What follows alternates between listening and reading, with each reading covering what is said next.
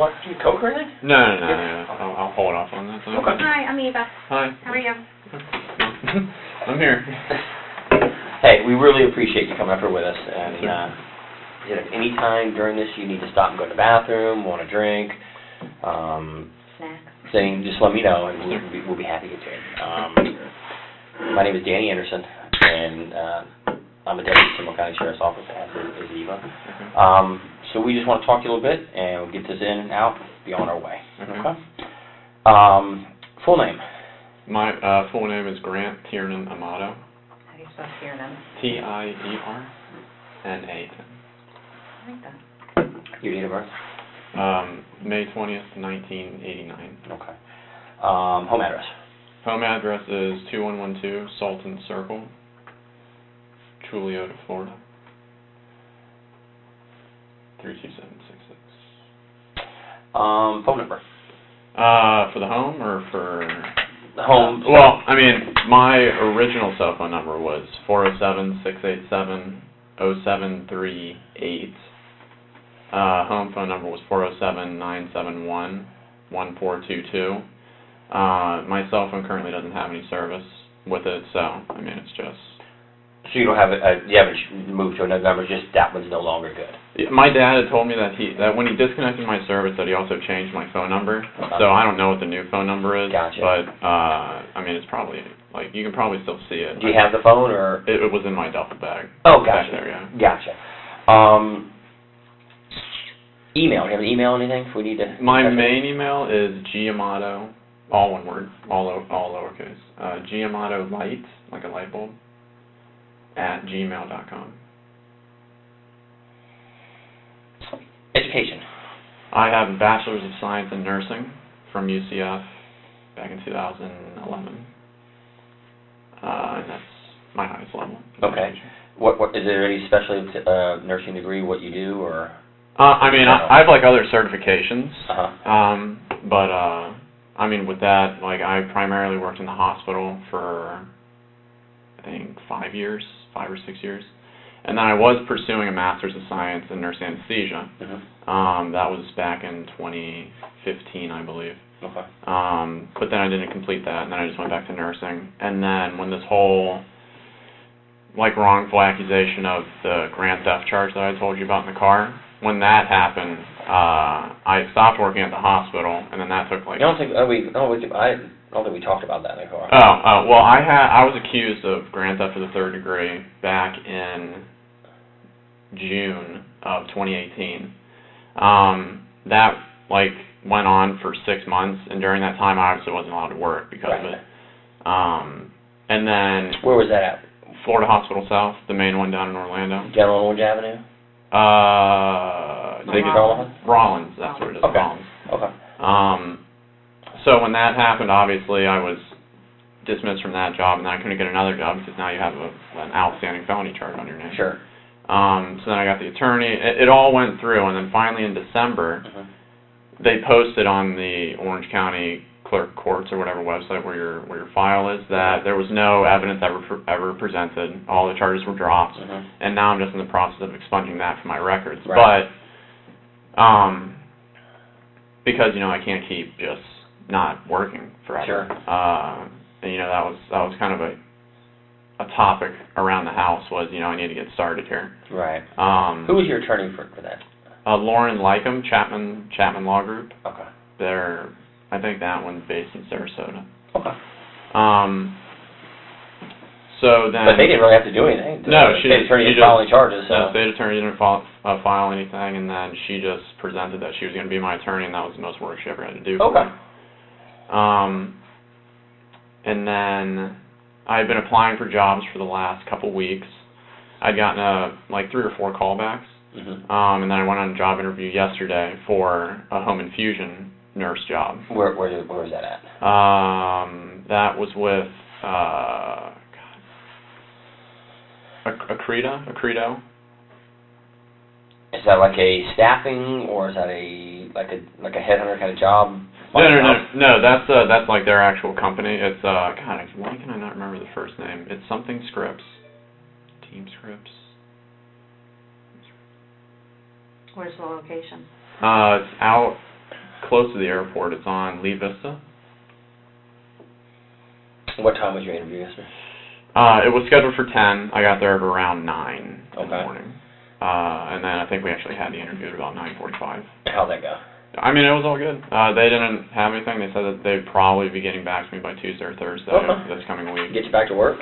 Yeah, because, I mean, it's like it's a crappy world when, you know, you don't have any money, you can't do anything, so. Financially, how's the nursing what you did? I'm sorry, I just don't know that much. She knows a lot more about nursing. The nursing, how does it pay? How does it pay? I mean, if you work your standard 12 hours a week, you get anywhere between, I'd say, $45,000 and $55,000 a year. So, I mean, it's not bad. Obviously, if you work overtime, like some of the nurses who have also been nurses for a long time, I mean, they can make six figures if you work 5. What was your best year? I think my best year I made like $55,000. 55. Because I rarely worked overtime. Right. You know, when I was just because I had the whole plan of going to graduate school, so I was just kind of using it as a stepping stone for that time. Just to pay the bills to get you where you gotta. Gotcha. And what you were going for, what does that pay? Nurse anesthesia pays, I mean, base like about 150 up to 175. You work a lot of overtime, you can cusp 200, but then, you know. So what would you actually be doing? If I could do anything. No, I mean with that job, that nursing Right. What would you do? Oh yeah, nurse anesthetist. Thank you. You just be you're in the OR. You put the patients to sleep, keep them alive during surgery, wake them up, send them off to the. I thought that was a doctor that did that. In Florida, the anesthesiologist, which is the MD equivalent, if you will, they have to come in at the start of surgery. They have to induce the patient to put them to sleep, and then as long as they're comfortable with you, the surgeon's comfortable with you, then the anesthesiologist leaves, and then you take care of the whole entire surgical case. Just oversee it. Right. Okay. And then, again, you know, by the time you're a CRNA, you're obviously competent enough to wake the patient up. So when I was a student, though, the anesthesiologist would sometimes come back in for wake up to make sure everything's okay, and then you take them to the PACU or the post-op area, drop them off, you give the nurse report, and then you go on to your next case. Okay. High school, where'd you go? I went to Timber Creek High School on Avalon. Okay. And graduated what year? 2007. Okay. And then did you go right to UCF and start your degree? Summer, yeah. Okay. What kind of grades you make? How were your grades? High school and the first 2 years of college, I was A, B, C. You know, I was in honors in the major program for UCF. And then my final 2 years when I was getting my BSN, I made A's and B's, and then I had one slip up in my final semester where I had to redo a class, and then I ended up graduating in August. Of what year? 2011. Okay. And did you start work right after that? Yeah, I think like a couple months after. And went to work where? I first worked on the intermediate critical care unit at ORMC in downtown. Okay. And then went from where? Up to Rollins at some point? No, I went to, I worked in the ICC there at that hospital, and then I worked in the multi-system ICU at that hospital. And then I applied for the graduate school in December, or I started going in January of 2014. Was that at Barry? That was at Barry University, yes, ma'am. Okay. Girlfriends? Girlfriends. I had, like my high school sweetheart, girlfriend for about 5 years. And then ever since then, no like official girlfriends, no flings or anything like that. Dates here and there? Dates occasionally, but I mean not really. Kind of focused on like just getting through the life goals that, you know, I wanted to achieve. And then you have a bunch of school debt? I mean, not anything from UCF. I have about $100,000, I'd say, from my math when I was going to Barry. So that's the only school debt that I have right now. It kind of creeped back up when I wasn't working, because I had to go on to the deferred payments or whatever it's called until I get a job. What do you like to do? What do I like to do? I like to watch anime. Me and my brother kind of started doing that back 5 years ago, I'd say. He kind of got me into it. What is it? I'm sorry. Sorry. I don't know what it is. I mean... I thought you said MMA. I'm like, okay, and then when you started explaining to it, I mean, I guess heard it, I'm like, no. It's animated, it's like cartoons, I guess you could say, but it's Japanese cartoons, I guess is the best way to put it. So, it's not as... It's like the stories and whatnot and the way that the shows progress, it's not as childish as cartoons as you would think, like Powderpuff Girls and SpongeBob SquarePants and all that stuff. It's not like that. So it's adult-based. It's adult-based, yeah, you can put it that way, yeah. It's it can cover like slice of life where it's just comedies, it can get dramatic, romance, all those different things. Where would one watch this?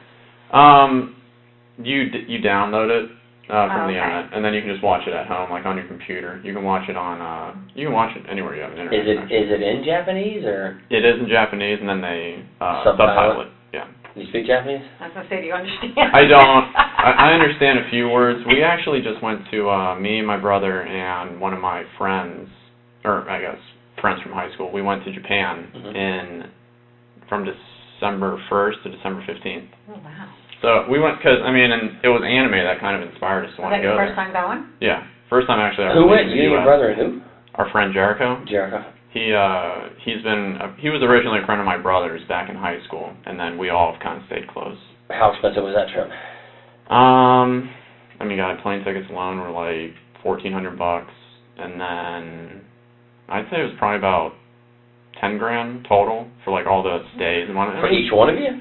Yeah. Wow. It was 2 weeks. So. How'd you when you were there? Yeah. How'd you spend your time over there?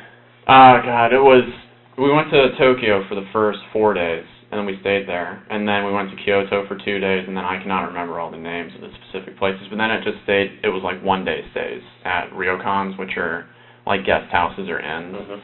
How's the food? Food was great. We were too scared to actually go into like the shops, right. like the side shops, because all in Japanese, they all know what they're doing, and we don't want to like say it wrong or do whatever, like impose.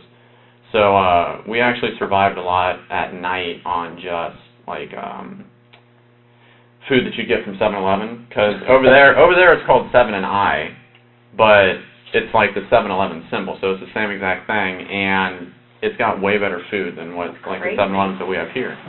So we would go back? Oh yeah, we would go back. Really? Yeah, I think we were actually planning on going back November of this year. In fact, how long have you been out of work? I've been out of work for 6 months, since June. How did you pay? That's a lot of money to be out of work. My brother. Oh, yeah. Yeah, my brother. What does he do? He's the CRNA. What is it? Sorry, the certified registered nurse anesthetist. Okay, we were both in the program together. Okay. And then he was able to finish, and then I did not. So he was making good money. Yeah. Was he making that 150, 100? He was working. He was working a lot. I don't know if he was. I think he was cusping a lot of overtime, not scheduled, but like it's just kind of what happens. But yeah, he was moving along. What do you think he made his best year? God, he showed me, because he was he was complaining about how like his taxes alone were like the annual income of like a nurse. And I think when he showed me before like it had all ended, like before his pay year had ended, that he was already up to like 166, but that was like after I think the $60,000 or $40,000 already came out. I can't remember. That was after it? Yeah, I think so. So he made more than 160? That was take home. Yeah. Wow. So we definitely picked the wrong job. I should have stayed in nursing. Yeah, definitely. So he just paid for your trip to go, since you're both into this. Right. Yeah. Okay. Jericho, what's he do? He's got just a high school diploma. So I think for the majority of the past year, he was working as one of those what are they called? They're like the people that watch the security cams when you go into like a Gap or something like that. He's like watching loss prevention. That's it, correct. How did he pay for all that? I guess he just saved. Brother didn't have to pay for him? No. Yeah, he like covered maybe some like daily expenses if there was like a taxi or food or something. Right. Yeah. How long did you guys plan this prior? It had been a dream of ours to go for a couple years, and then we really started planning Probably just the year before. Oh, okay. Like, actually, like, putting the money aside, getting all the reservations and whatnot scheduled. Like the dream trip to go there? Yeah. This is for that anime, you call it? I mean, it was the inspiration. Did you go When there? we went there, though, we just kind of took up all the culture, because through the anime, you kind of see little glimpses of what the culture's actually like. Mm-hmm. So then we just wanted to kind of experience all that. So it was a good time. And definitely worth going back for. Definitely. Hobbies. What do you like to do? Okay, so Besides the anime. Besides that, we would play video games. We actually just got like a virtual reality headset thingy for like the computer. That was kind of fun. What kind of games do you play? God, back in the day, we played Call of Duty a lot, like back in the day, and then we got out of that because it was just starting to get too like. Which system did you use? PlayStation. Oh, PlayStation. Then we went to Xbox because that was like what a couple of our friends had. And then we went back to PlayStation. And then me and my brother got into PC gaming. Where on that we just play like MOBAs, which are like strategy type games, RPG type games. So I've got to ask this, you're into these game stuff. I know none of Did that. you hack? Did I hack? Did you and your brother hack games? Are you the guys that I've played with when I was out of work for a couple months because of an injury that would hack and would cheat me and lower me down to the lowest level of nothing? Oh no. Okay. We weren't that technologically gifted. But I mean, we would use like glitches or something like that when we would play on the PC, where you could like have no recoil, or it would like auto aim or something like that. So yes is the answer you're telling me. I mean, yeah, but we didn't hack other people's accounts. No, but I've seen people in the middle of an Xbox game. They'll tell you that they'll find somebody that's cheating, and you'll see this big hand come in and grab them. They say, "Come over here against this section of the game."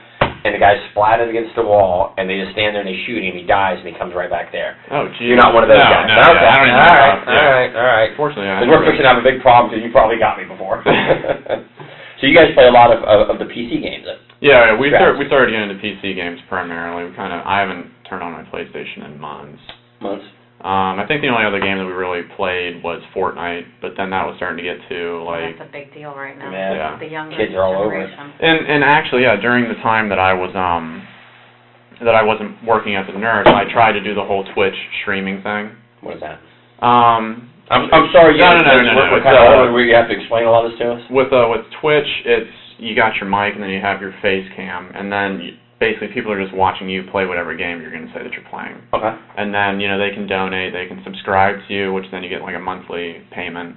Did you have anybody doing that for you? I had I think I was up to like 30-something subscribers. And what would you charge them to? With subscriptions, there's 4 tiers of it. Tier 1 is just $5. So right when you see that you blank subscribe to it, you get $5. Is that monthly or just total? Actually, Twitch pays you every 45 days because you're like an independent, self-employed or something. No, but saying with their account, though, they subscribe to you. Would it be for a 30-day period? Or Yes. So every 30 days, they owe you another $5. If they resubscribe. Right. Yeah. So then there was that. Tier 2 was like $10. Tier 3 was $15. And then if somebody tier 4'd, it was $24, I think. And what does that get you for? All that the higher tiers do is they give you like more emotes, like little things you can put in chat, so that when you're playing, everybody who's in your room can chat about what you're doing or anything random. And then donations can range from 1 cent up to however high. So what were we making off of Twitch a month? Nothing really significant. It was like. So you said about 30 people at one time subscribed to you. So a minimum what? $150. $150, and then a few donations. But primarily, I guess, just keeping myself busy, doing something. There's a lot of money in this. Now, are these adults doing this or kids? They're in their early 20s. Okay. There's thousands and thousands of streamers who do that on Twitch, but there's maybe like 5 that make 6 figures. And then, like, the 2 most prominent ones are Ninja and Tim the Tatman, and they both play Fortnite. Like, Ninja, I think, makes $300,000 a month from just doing it. $300,000? Yeah. And where's he at? Like, where does he live? No, U.S., Japan, somewhere. Oh, yeah, he's U.S. I think he lives up by Chicago or something like that. But he's only 24. I'm like so oblivious to all this computer stuff. No, we played Atari when I was younger. Atari, yeah, nice retro gaming. Or Pong. Pong, yeah. Pong. Our first one. So you do that, and so you got a lot of computer knowledge. A good amount, yeah. I mean. Oh, more than the average person. Yeah. I'm computer savvy. Yeah. You have a computer at home? Good computer? I have a gaming PC up in my room. And then there's another gaming PC downstairs that we just built for the VR specific. You guys build it? Yeah. And then, but I mean, yeah, like my gaming PC, like we would buy all the parts and then we would put it together our own little way. What would a good one cost you? When I built mine, it was about $3,000, and then the gaming one downstairs, I think, was $4,000 or like $4,500. And that's basically used for the VR stuff you're using it for? Yeah. And that was pretty neat setup? Yeah, that was a lot of fun. Yeah, that was cool. Getting into the virtual reality. Play? On virtual reality, it was primarily just Beat Saber. So it's like a rhythm-based game, like Guitar Hero, like Rocksmith or Rock Band, whatever it was called. And then you just use the virtual reality wands to hit the cubes in a certain way, however the song beat's going. And then I see this. Yeah. Yeah. Apart from that, we really didn't get into too many other games yet, because we were kind of just focused on Beat Saber. But I think we had downloaded a few other where it's just like you're going through like a world and you can interact with the world or something like that. What other hobbies do you have? Besides that, a number of years ago, like me and my brother were actually like gun enthusiasts, and you know we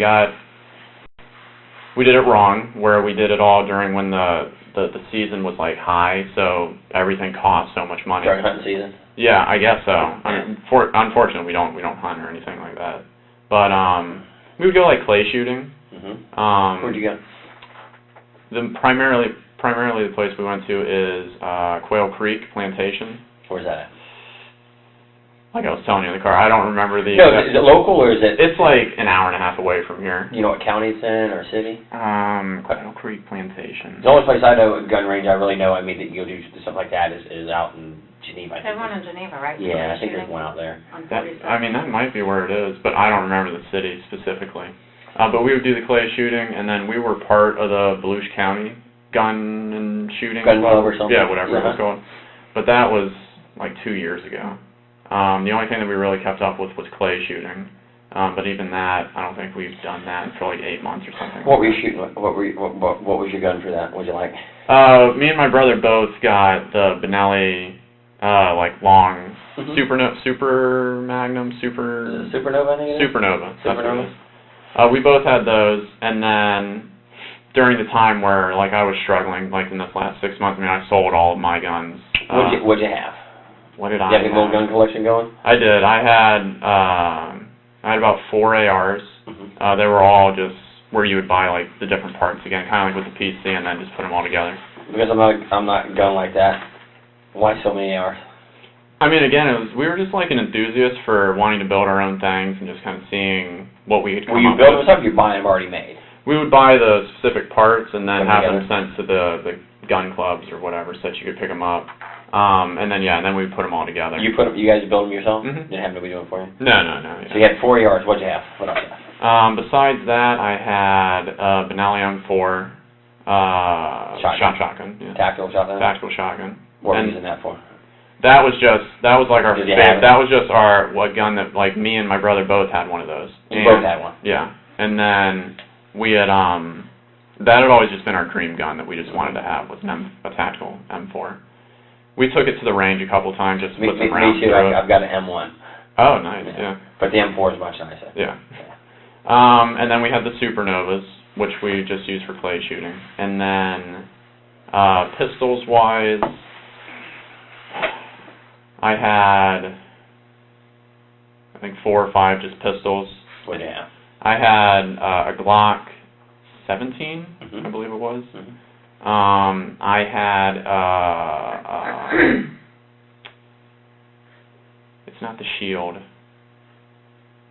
It's a Smith & Wesson M9 something. I don't remember what it is. And then I had a Taurus, which was, I think, like a 45 caliber. And then I had, again, it's like the dream gun that I always wanted, was the FN Tactical 45 with like the threaded barrel and all that stuff. The TD gun? Yeah, exactly. No suppressors or anything like that, because again, during that time, it's like to get your stamp alone would take 6 months, and then you got to wait however long to get that back. So we never got that deep into it. Still have them all, or you said you got rid of some of them? I sold all my guns. Yeah. Which sums it? The Florida Gun Exchange. The what? Florida Gun Exchange. Where's that? It's down in. They have one in. God, I am just. It's some Ormond Beach. Ormond Beach. That's the one. You took them over and sold them? Yes. Sold them all at one time, or? No. Just because I didn't want to go in with too many. Right. Then I felt like they would look at you like, who's this guy with all these guns? Yeah, or they would like cut me a lower deal because I'm giving them like a whole bunch. What'd you get for the ARs? ARs, unfortunately, like it wasn't that much. It was only like $3,000 or something like that for all of them. Yeah, just because they're. How much you spend on them? You think? Way more, like at least double. Because, again, we bought them during the height of the season, and then I'm selling apparently where it's, like, not a good season to sell. And they told me that if they're not just, like companies that, I can't even think of one, like companies that make their own, and they're just like a fool, like this whole gun is all by this company or whatever. Those apparently sell for more than, like, a custom one. Because some people might not like what I put on it, you know. So, I think that's why I probably didn't get it. How about the handguns? What did you get for them? Handguns was maybe like, total was like $1,500 or something like that. It had a lot more in those. And the FN alone was $1,600. You buy them all new? Yeah, all new. The rifles you put together? Rifles we put together. You customized them? Yeah, the handguns were they? Handguns were brand new, shotguns were new. What did you get for shotguns? What did you get for the M4? For the M4, that one was like the highest one. I think they gave me like $1,100 for it. What did you pay for it? About $1,500. Yeah, $1,500. That's not too bad. Not too bad. Not too bad. And then for the Supernova, it was only about $700, but that one cost about $1,200. And that one, I think we actually had to get from Gander Mountain, way back when. Do you have any of these left? Anything, or do you keep anything for yourself? No. I ended up got rid of everything. Got rid of everything. So I was just trying to get some semblance of money in. Keep up with your payments. Keep up with my payments, but also because like the whole trip was coming down the line.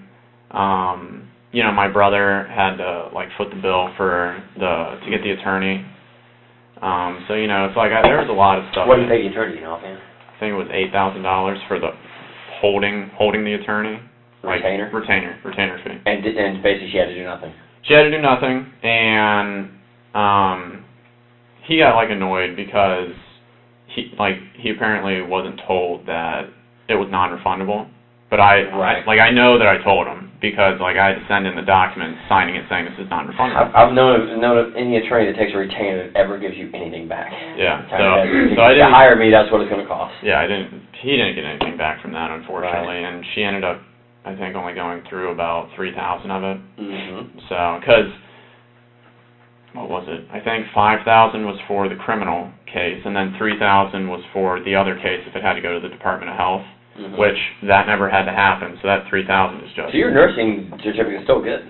Free, clear, and active. It's always been clear and active. It's just the quintessential. You go to that background check, and then they'll see an outstanding thing. Even though I have the paperwork now saying everything's been dropped, he's in the process of expunging his records. Did you have to go in front of the board or anything? No, I didn't have to go before the judge because when. Not saying board of nursing. Oh no. With any of this. No. That's good. You know, even when it all went down on the day where I was accused of that felony, you know, the cops came in and then they handcuffed me and they were like, you know, you've been charged with this. We're taking you down to the I think it was Orange County, the Orange County jail area. You know, I had to have the picture taken and stay in the sitting area where they process you all and everything like that. And you know, I'm using the phones on the cord, you know, trying to just pass around the phone, and I'm surrounded by all these guys who are talking about, you know. Who are real criminals. Yeah. Who are real criminals. And the first person I call is my dad. My brother. And what is your brother's name? Cody. Okay. Sorry. First person I call is him, and he was at work at the time, but he answered his phone, and I was just like, look, I'm freaking out. I've been charged with this. I've been told that my bond is this.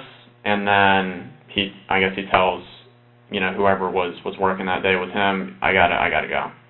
So then he calls my mom, he calls my dad, he smooths things over as best as he can, and he's just basically saying, I'm going to pay this. And then I think I was there for like 7 hours or something, even though it was paid within like the first hour. Right. It just takes a little time to get all Right. the paperwork and Right. the booking in and then the bond process to go through. Right. Out. Right. So that's dismissed. You're out looking for jobs, applying pretty regular? But yeah, I mean, I'd say pretty regular. Anything left in savings? Nothing left in savings. I think I had like $300-400. But brother kind of helping you through? Yeah. I mean, brother was helping me. My dad was covering the rent, that he calls it, which is just like the monthly payment for us to help since we all live at home. What was that? What did you figure that? $600 each? a month. Yeah. And then it's not a bad deal, is it? No. And then I mean, he was covering like cell phone. We were paying for our own internet. I imagine for that gaming and all that stuff, you got to have better than basic internet, didn't you? Yeah, unfortunately, out where we live, it's like our street, like the street coming down, I think, at Fort Christmas before you turn in, like that's the dividing line. Everything before you turn into Fort Christmas, all the nice big fancy houses that are on that side, they all have Spectrum and the gigabyte connection. They have everything available to them. But then right when you come down here, where I guess the older neighborhoods are, they haven't branched out everything. So I think it was just AT&T that was providing service, and I mean we have the highest one, but it's still like I think it was 50 megabytes download and like 10 megabytes upload. So I mean it's not that great, but it was good. So basically, all your computer systems were underworked for what their capabilities. Yeah. were. Oh yeah. So I'm sure that virtual reality takes up a lot of speed, doesn't it? Yeah. Let's see. Close with your brother Cody? Let's talk about Cody. Oh yeah. Me and Cody. Who's older, you or him? He is. I'm the youngest one. I'm 29. He's 31. Okay. My oldest brother Jason is 35 or 36 now. Who lives at home? All three boys live at home? No. It's just me and Cody, and then mom and dad. Okay. Tell me about Cody. Cody. Let's see. Me and Cody had the quintessential rough, like fighting each other and whatnot when we were younger. The love-hate, right? Typical siblings. But then I would say like my junior year of high school, we were all on the weightlifting team together. That's where I got to know a lot of like his guy friends, and we stopped like arguing at that point, and then we all we decided to go to nursing school together. We decided to go to the nurse anesthesia school together. I mean, we did everything together. I mean, Who was the better student? He was the better student in everything up through nursing school, and then I was actually the better student in nurse anesthesia school. But there was like again, kind of like. Are you guys? Sorry. No. Are you guys at the same time in the same classes? Yeah. So you're the but exact same. not for nursing school. Not for nursing. No, I mean for the anesthesiology. Yeah, we sat right next to each other. So you're in there doing things together. So you got somebody to study with. Yeah. Somebody to bounce things off of and work with. Yeah, and we would do that all the time when we were burning the midnight oil. But you were better at it. Yeah, and that was the one time that he actually admitted that I was didactically more competent than him in that field. And then who's better in weightlifting? He was. Oh, okay. He broke a number of school records. I think he was like the 129 weight class. I was the 119 weight class. But he was definitely stronger in high school. And then but yeah, we were close. I mean like bonded, I don't really know how else to really say it. It was a lot of people thought that it was weird because we did everything together and because we were so close, but yeah, I mean... Yeah, a lot of people understand the bond of brothers, though. Yeah. The true bond if you're close with your brother. And I mean, during like this whole time, I mean, kind of like with just a few examples I've given you, he'd take care of everything for Always me. there for you. Yeah. Always there to support you. Always there. Fight with you 1 minute, but make sure that you were not stuck in jail for some silly charge. Right. Be nice. And, yeah, I mean, he's always been there for me, so. With my oldest brother, Jason, not so much, just because he was adopted to begin with, and then... He was adopted by who? My dad. He was my mom's son. Was your mom married before your dad? No. Just had it. Right. Okay. and then he was heavily restricted when we were younger for lying and stuff like that to our dad. Mm-hmm. So basically, he would he would go to school and then he'd come home. He'd have to stay in his room. There's like no TV or anything like that, especially 15 years ago or something like that. But he'd come down for dinner and then he'd go back up and he'd do his work. Mm-hmm. On the weekends and whatnot, he would like go out and pick weeds and like do that stuff and then come in and then do the same thing. So unfortunately, me and Cody never really got to interact with Jason, the oldest brother, a whole lot. But I mean, Jason's been I think he's one of the most genuine people that you'd ever meet. Cody's definitely one you're way closer with. Yeah, hands down. Go on vacations. He's helping with bills, helping with the legal issues. Right, and I mean, studied together. We did everything together, connected at the hip. Ever any issues really with him? No, like I was saying, during this last 6 months, it had been a very trying time. Financially, trying to get the job thing going, worrying about this whole what's going to happen with this legal stuff. Mm-hmm. But like even through it all, I mean, he would like have his moments where he would get extremely upset. He never gets violent, I guess you could say. But like at one point he got so upset that he like pushed a cabinet and then it like dented into the wall. So he'll like lose his temper, kind of like my dad, but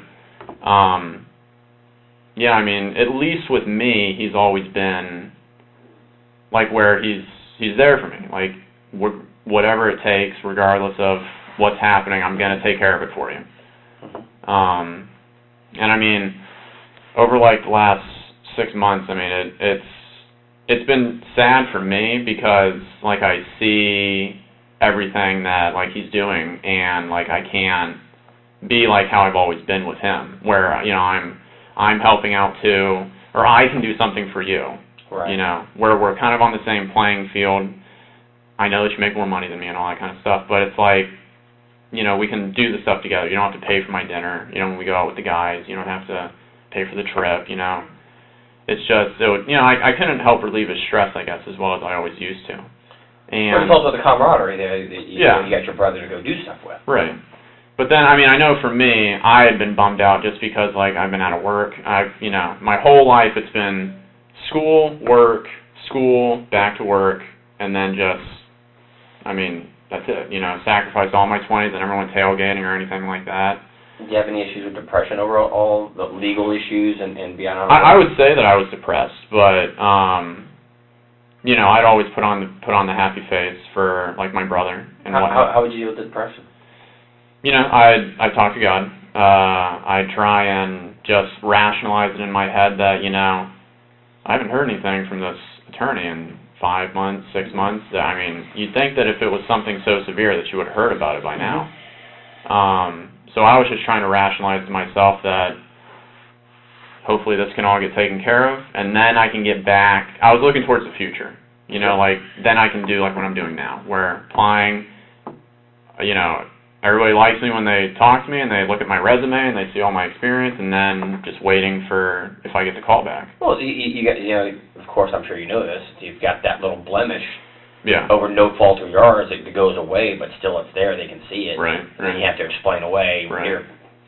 Even though it was dropped, you still have that little check mark that you've got to get by. Right. And then that's tough to go from what you were and you're working towards the job your brother has. Right.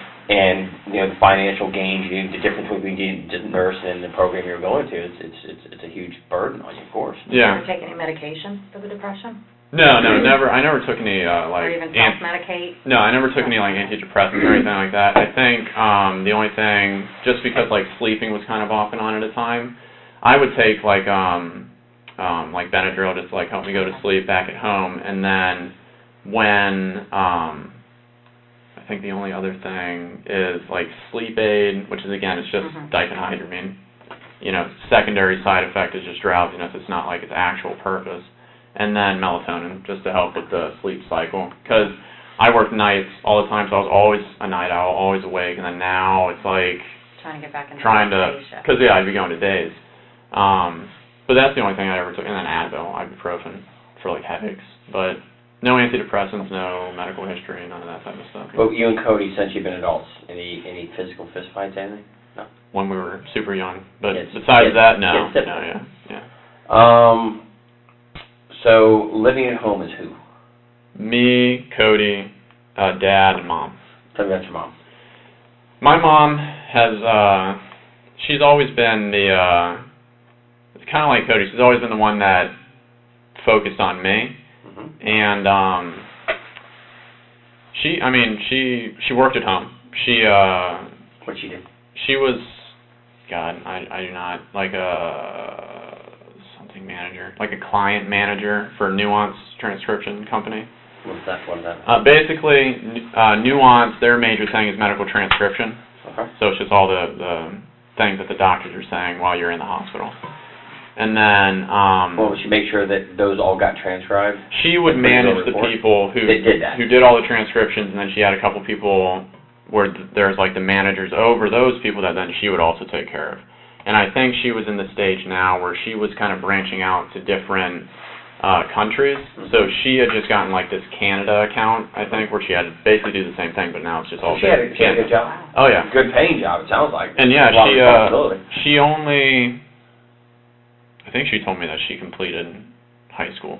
But if she didn't, then she didn't have a high school diploma, or she did. I honestly can't remember. Mm-hmm. And with that, when she first started doing everything, like with my dad, she was just a medical transcriptionist, so she's making like $35,000 a year or something like that. But now she had worked her way all the way up to making about $90,000 a year at this job. Stressful as hell. You know, hard work pays off. I'd hear her complain and do all that stuff. Where was her office at? You come down the staircase and then it's right to the right. So it's like, it's got like a potted plant in there. It's got like a bay window. Or like 3 windows. No, when I say office. Oh, at home? She worked at home? Yeah. Oh, I thought you said she worked at... Oh, no, she works for Nuance. Oh, okay. But from the house. Yeah, she works from home. Gotcha. Yeah. So it's like where like all of our internet and crap is against like the wall. And like a home office? Yeah, exactly. Work out? Yeah. Okay. It was like originally a dining room, but then it was transitioned into like her office. And fights and fusses with mom, or no, I mean... Were you the baby? You were truly the family baby? For my mom. So that she's... Yeah. Okay. For my mom. Mom's favorite? Yeah. Okay. And I mean, I had been being told that, because, again, it's like this last 6 or 7 months was just like stressful for everybody. Sure. And, you know, countless times my dad would like come up to me and he'd make like me feel...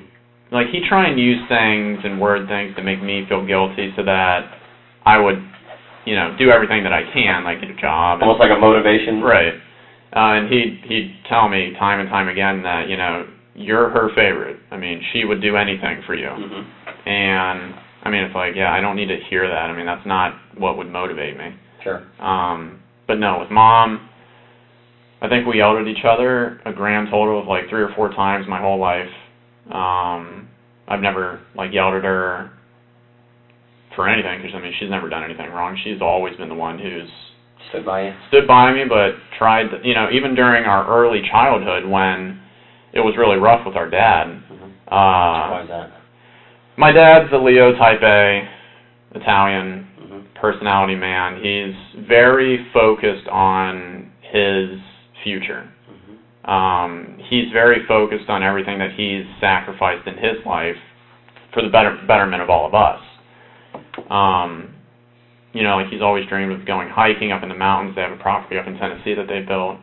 And you been there? Me and Cody and Jason have never been up to that house, just because... Mom and Dad hide that from you? That's our secret hideaway? A little bit. No kids allowed? A little bit, but, I mean, they... Have you seen the pictures of it? Oh, yeah. What kind of place is it? It's nice. It's like, I think my dad has emphasized that it's about half the size of the house out in Giuliota, where we all grew up. But it's, I mean, super modern. It's got like the brick layout on the whole thing. It's on like 4 or 6 acres or something like that. And where's it at? Tennessee, you said? Tennessee, and it's Is this up in the place like they rent the rental cabin areas, where a lot of touristy people? No, it's very secluded. Okay. It's God, why am I so terrible at remembering these things? It's like an hour out from Gatlinburg. Okay. God, I can't remember. But It's no, that kind of general area. it's very secluded. It's like you see a house like on the satellite thing, and then it's got like acres and acres and acres of trees, and then you might see like another house right over there. And then off like the back end of their property, they would send us pictures where it's got like the guardrail, but it overlooks like a valley. Mm-hmm. So that property had actually been causing my dad a lot of stress because I think it's been built for like 5 or 6 years. He only goes up there once every month, once every couple months, just to do maintenance, not to like enjoy it. Mm-hmm. And then every like other month, him and my mom would go up there for like a week. Mm-hmm. But again, it's like my mom would always just be like, you know, I'm working every day. Like we're doing stuff in the yard, we're clearing this, clearing that. Didn't get to enjoy the right. And then my dad, apparently there was like this hog issue up there that it's been destroying his lawn, you know, everything that they're maintaining. Mm-hmm. So, I'll do that. you know, he was like stressing about all the money that that's costing him, and yeah, so like, yeah, I guess back to your original statement with my mom. Never any issues. I mean, it was always, like, if there was somebody that I could talk to and, like, Cody wasn't available, I'd always talk to my mom. I'd always let her know what's going on. Yeah, I mean, she would help me out through anything. Okay. Tell me about Dad. Dad, What does he do? Dad's a pharmacist. Okay. He works for CVS. He's been a pharmacist for, I think, 35 years or so. Well, he worked for CVS? No, he worked for the hospital, ORMC, actually, or I think it was something orange back in the day. But he worked for ORMC for about 15 years, and then he worked with home infusion with ambient healthcare for like 11 years or 13 years. Mm-hmm. And then he finally got into the sales one with CVS. What do you mean? Where he like sits in a cubicle, and then he's got the headphone on, and then if somebody calls in, he just like tells them what they have to do, like pharmacy-wise. So talking to other pharmacists? Retail pharmacy. So he wouldn't go to like the CVS's that you see on the side of the road. He was at like Caremark or something like that, which is owned by CVS. Mm-hmm. It's like 650 employees. He'd tell me about like how it's a bunch of pharmacists doing the same thing he's doing? Basically talking to other pharmacists? Talking to other pharmacists, talking to doctors, talking to patients. Gotcha. Patients for like their home health care stuff that they have, and they just call into the 24-hour pharmacist. And then, you know, they help them through with whatever they're going to do. Do you like that job better than being in a COSA? No, he hated it. He tried, because he was fired from, and then he was, like, IV home infusion with Florida Hospital's home infusion group for only about 2 or 3 years. He was fired from that for being, like, I guess, to not, like, soft, but like an asshole, because he would like his manager or something was this like young woman, and then she was giving him crap, and then he's like, I've been a pharmacist for this many years, like and you're younger than me, it's like I don't have to listen to you, you know. Right. So I guess he blew up one day when he was down at work, and then because of that he ended up getting fired, and then he was out of work for about 3 months, and then he was trying to get back into the hospital system, trying to do home infusion again. But because of how old he is, and because he has an RPH degree, which was the original pharmacist degree, he doesn't have the new PharmD. He just hog issue up there that it's been destroying his lawn, you know, everything that they're maintaining. So, I'll do that. you know, he was like stressing about all the money that that's costing him, and yeah, so like, yeah, I guess back to your original statement with my mom. Never any issues. I mean, it was always, like, if there was somebody that I could talk to and, like, Cody wasn't available, I'd always talk to my mom. I'd always let her know what's going on. Yeah, I mean, she would help me out through anything. Okay. Tell me about Dad. Dad, what does he do? Dad's a pharmacist. Okay. He works for CVS. He's been a pharmacist for, I think, 35 years or so. Well, he worked for CVS? No, he worked for the hospital, ORMC, actually, or I think it was something orange back in the day. But he worked for ORMC for about 15 years, and then he worked with home infusion with ambient healthcare for like 11 years or 13 years. And then he finally got into the sales one with CVS. What do you mean? Where he like sits in a cubicle, and then he's got the headphone on, and then if somebody calls in, he just like tells them what they have to do, like pharmacy-wise. So talking to other pharmacists? Retail pharmacy. So he wouldn't go to like the CVS's that you see on the side of the road. He was at like Caremark or something like that, which is owned by CVS. It's like 650 employees. He'd tell me about like how it's a bunch of pharmacists doing the same job he's doing? Basically talking to other pharmacists? Talking to other pharmacists, talking to doctors, talking to patients. Gotcha. Patients for like their home health care stuff that they have, and they just call into the 24-hour pharmacist, and then they help them through with whatever they got. Did he like that job better than being in a COSA? No, he hated it. He tried because he was fired from and then he was like IV home infusion with Florida Hospital's home infusion group for only about 2 or 3 years. He was fired from that for being, like, I guess, to not, like, soft, but like an asshole, because he would, like his manager or something was this, like, young woman, and then she was giving him crap, and then he's like, I've been a pharmacist for this many years, like, and you're younger than me, it's like, I don't have to listen to you, you know. Right. So I guess he blew up one day when he was down at work, and then because of that, he ended up getting fired, and then he was out of work for about 3 months. And then he was trying to get back into the hospital system, trying to do home infusion again. But because of how old he is, and because he has an RPH degree, which was the original pharmacist degree, he doesn't have the new PharmD, he just wasn't able to get back into the avenue that he wanted to. So that's why he was forced, basically, to go to retail. So, but, I mean, he'd tell me every day or every week that, he hates it. He's just trying to get to that retirement earmark so that he can stop. Because when he goes up to Tennessee, he doesn't want to get recertified in Tennessee and even work part-time like what his dad does. What do you mean? What's his dad do? His dad's also a pharmacist, but he originally lived in Florida, and then now he lives in South Carolina. And he just works part-time as a pharmacist, but he got the whole recertification, so he could keep doing that. Right. Dad make good money? I think he would tell me that he makes like between $110,000 and $120,000 a year. Not bad money. So yeah, it's not bad. Well, so I'm sure him and Mom are both happy to see, that both of you going to that program. You can make more. You always want your child to do better than you. Right, and I mean, that was what my dad always emphasized. When we were younger, going through grade school and high school and college, we were heavily restricted, but we were allowed to do some things. Like, it wasn't like Jason's situation where he was just like the door's locked, you're staying in there type thing. And who was that? Who was keeping? Who was the disciplinarian in the family? My dad.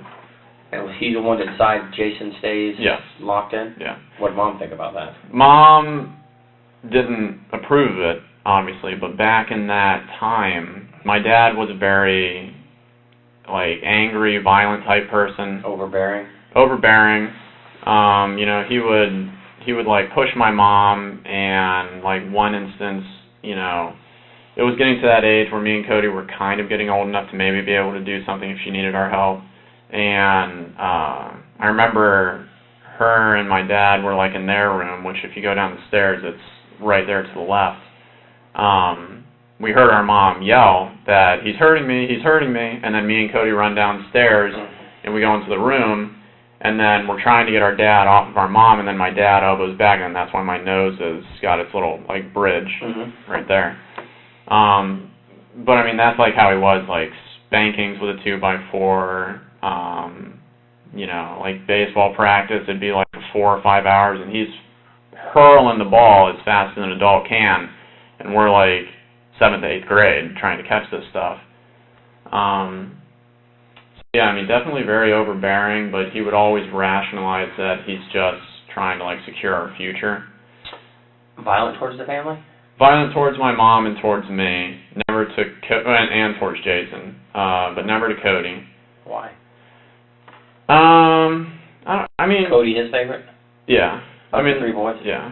And with that, I mean, I could kind of see it, but Cody also never really made any mistakes. He did a few things wrong. He lied a few times.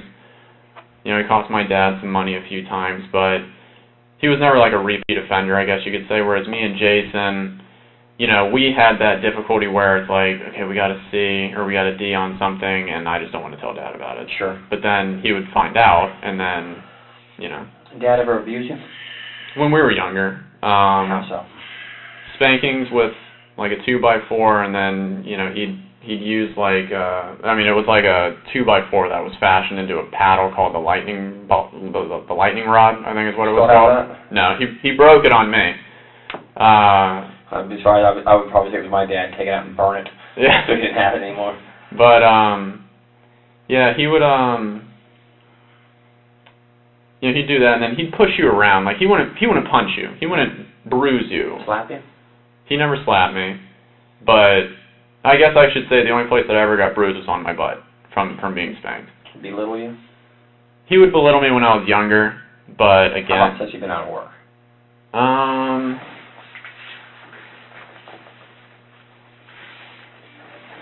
No, I mean, not really. He would just make me feel bad that, like, he would make me feel bad that Cody's doing all this stuff to, like, And you're not. And I'm not. Like, I'm not contributing. You're not as valuable, maybe. Right. Maybe that's not the right word, but you're not, like I said, contributing enough to what needs to be done. Right, and then... but nobody knows better than you that you want to be out there, right. You want to have your And I mean, the problem, I guess, was that I was always like the jokester, the one that could calm everybody down, make everybody smile. If it was a heated situation, I could say a joke or something and then make everybody kind of move past it.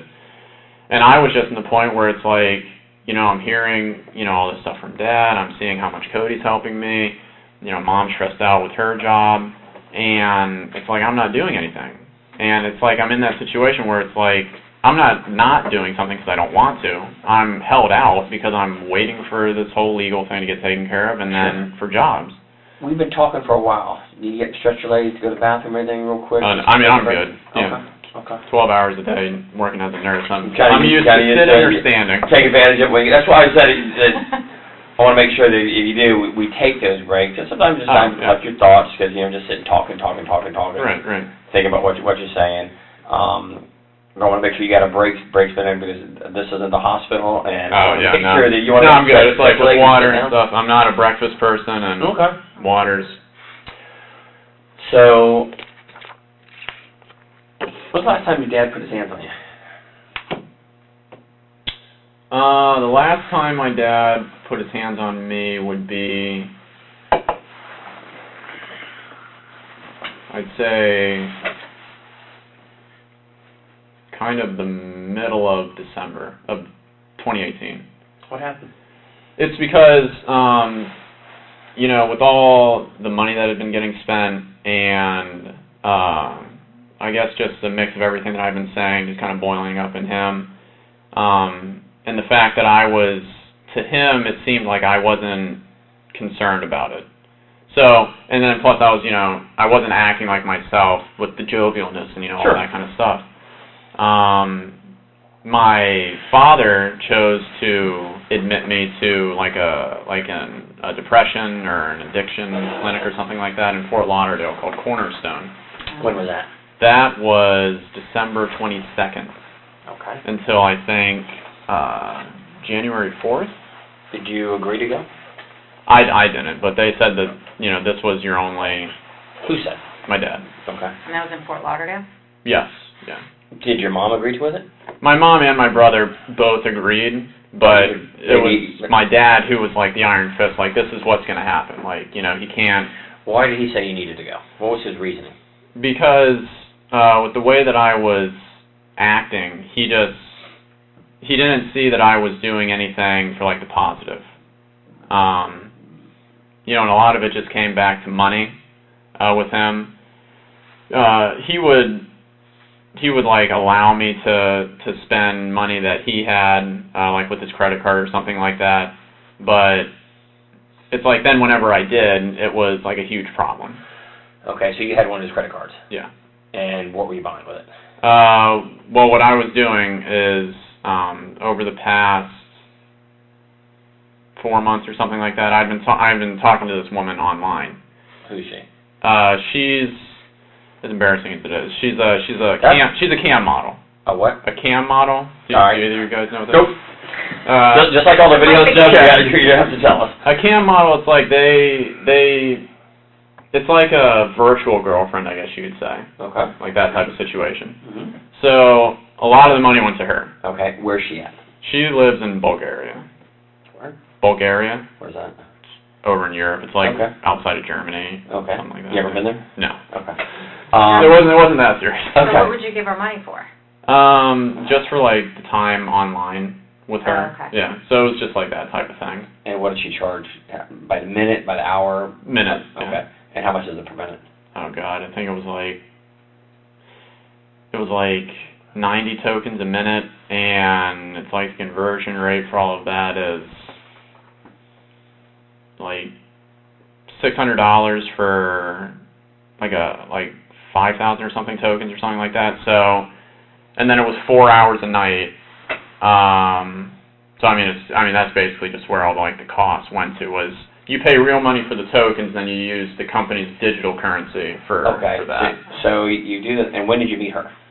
I met her at the beginning of July. Yeah, at the very beginning of July.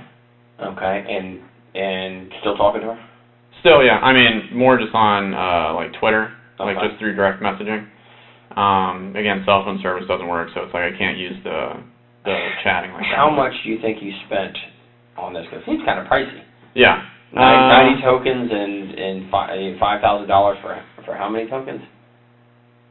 No, it's $600 for 5,000. For 5,000. Yeah. Okay. So how much do you think you spent on this? Probably close to like $200,000, I'd say. $200,000? Yeah. And where'd the money come from? Money came from me, my brother, and then my dad. Did they know where the money was going to? They didn't know that it was going to a cam model. What did you I tell was them? saying that it was going towards my Twitch streaming, Beginning stuff. advertising, putting my name out there and that type of thing. But based on what you're telling me, only so many people make so much money. So I think just a few Just a in the country handful. make a bunch of money. Right. So that was like the ultimate goal, is to get to that. I was level. hoping that the stars would align, and then I would be like one of those people, because I was good at the games, and I'm a funny, pleasant person on the camera and that type of thing. So, yeah, I mean so I guess to bring it all back with why I was brought to Cornerstone, it was a mix of all of those things. It's like he felt like, he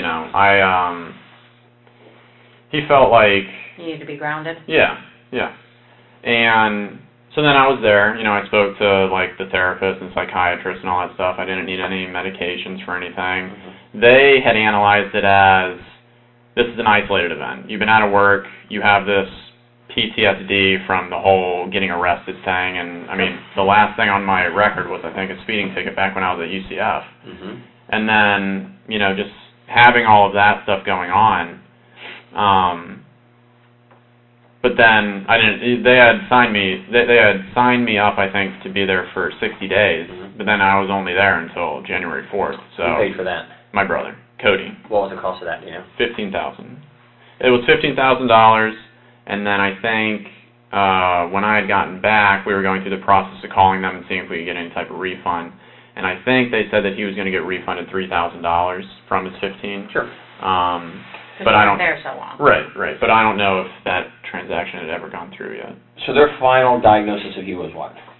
That I was fine. That didn't need to be there. Yeah. That I was fine. I told them all about my living situation and how it had been stressful, and then it got better, and then now it's just stressful again. But they had all just said that it was just this isolated event. Situational PTSD from Right. Yeah, the last 6 months. Once you can get this legal thing taken care of, which I don't know if I mentioned, but when we looked online and we saw that all the charges had been dropped, that was on November 30th or 31st, the day before we were going to Japan. So, while that was good and everything, I still knew that it was still going to be on your record until you get it expunged. So, I was still thinking, okay, at least now I can maybe start applying when we get back from Japan. Sure. But yeah. So I mean, after you get back, on the 15th of December. You get back. I thought you said you went on the 22nd of right. December. Yeah, that's when I went to. Yeah, it was after Japan, and it was because when I had gotten back, my mom and dad were dealing with a lot of the financial stuff while we were up there, and then when I got back, that's where my dad started to get really kind of overbearing, and I mean rightfully so. I know what I did, but it's like with him, it was every single day, hours a day. Hours a day. He'd come home from work, and then he would just talk to me just about the same exact thing over and over and over and over and over again. And did it get heated?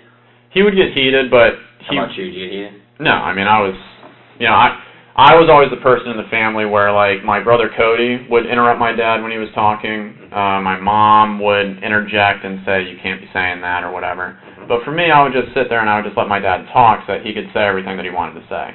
And then if I saw that it was something that he wanted me to respond to, then I'd respond. But I would never be heated to him, sure. Especially if I felt like I was in the wrong. Right. To all this, you think you were in the wrong? I mean, yeah. To some extent? To some extent.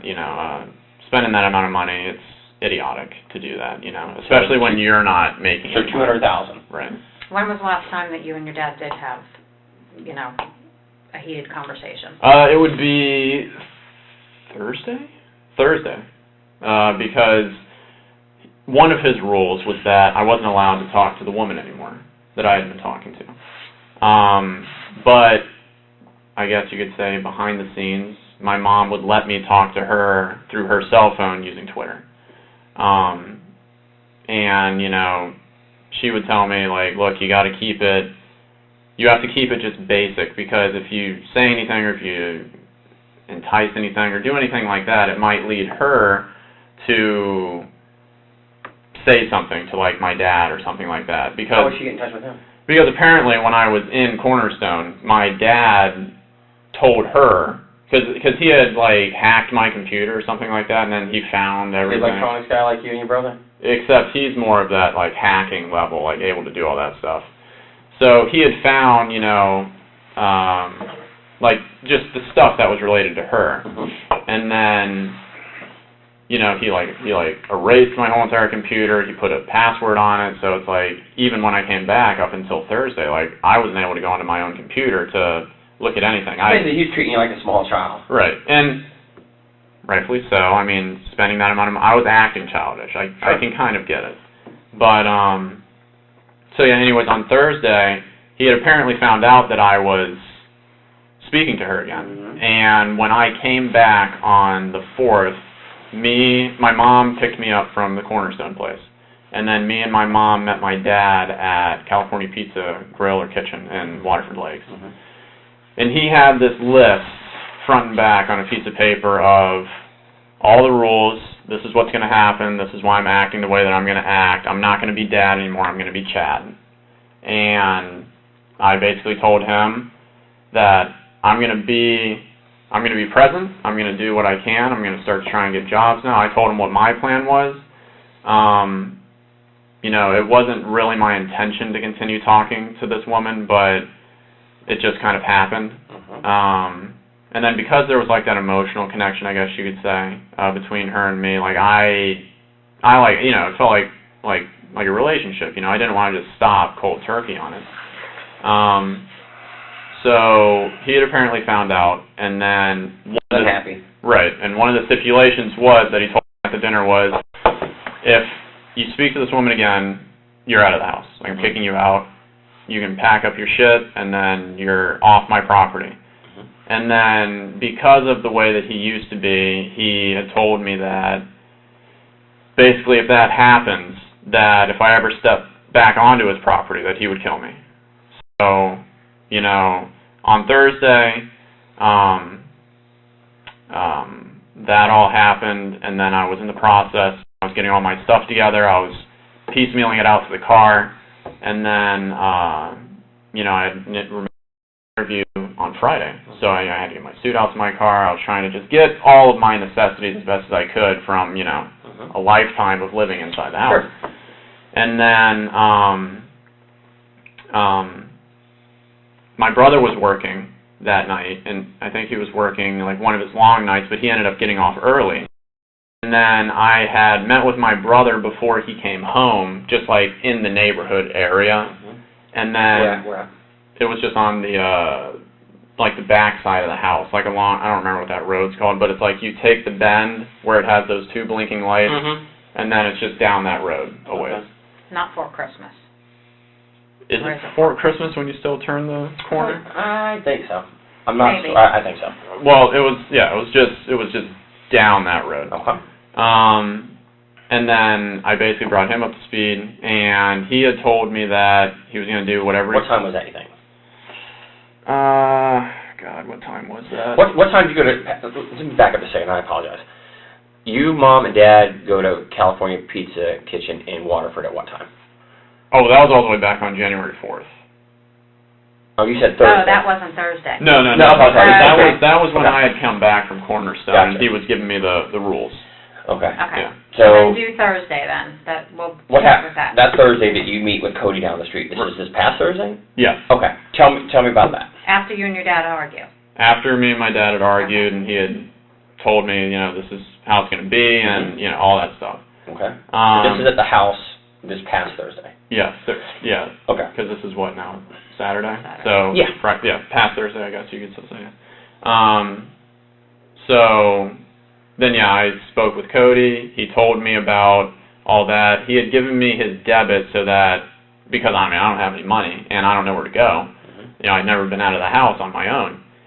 And then the last thing that I was told was just that, basically once again that he'll take care of it because this is Cody. This is Cody. What time is this approximately? I'd say a little after 10:30ish at night. Thursday night. Thursday night. Okay. And then, so then after that, I just stayed in the vicinity area for a number of hours, and then I had remembered over some of the nights when I would work overnight, and then I'd be able to get off early, that the Publix on 50 on Colonial, the one that's by the Tractor Supply. 419. Yeah. Yeah. That Publix, it's like their guest Wi-Fi is always still active even when the store closes down. So I was like, okay, well I'm going to go there because I have my Surface, and I can check on my emails. I had to pull up the address to my interview because I don't have GPS. So then I would write all that stuff down, and then I was basically just waiting in that parking lot until I had to leave to go to the interview. And then that was the last, because again it's no cell phone service. Email is literally my only form of communication. And then, I didn't have any. I went to the DoubleTree because I was like, I can't just stay in my car again all night. Right. And how did you pay for that? I paid for it with my debit card. With your debit card. Yeah, because I think there was the $400 or $300 and something still left on it. Okay. What time did you get there? The DoubleTree. I think I got there at around 3 or 4 p.m. Friday. And then I was just, I would go up to my car so I get a bottle of water or something like that, or if I had forgotten something, just necessity wise. And then I was just there the whole night. Talk to Cody, talk to Mom, talk to No, I couldn't talk to anybody because I didn't have. But you had the phone in the room. Oh yeah, I did have the phone in the room. But yeah, anybody from the phone room? No, I didn't even honestly think about it because I was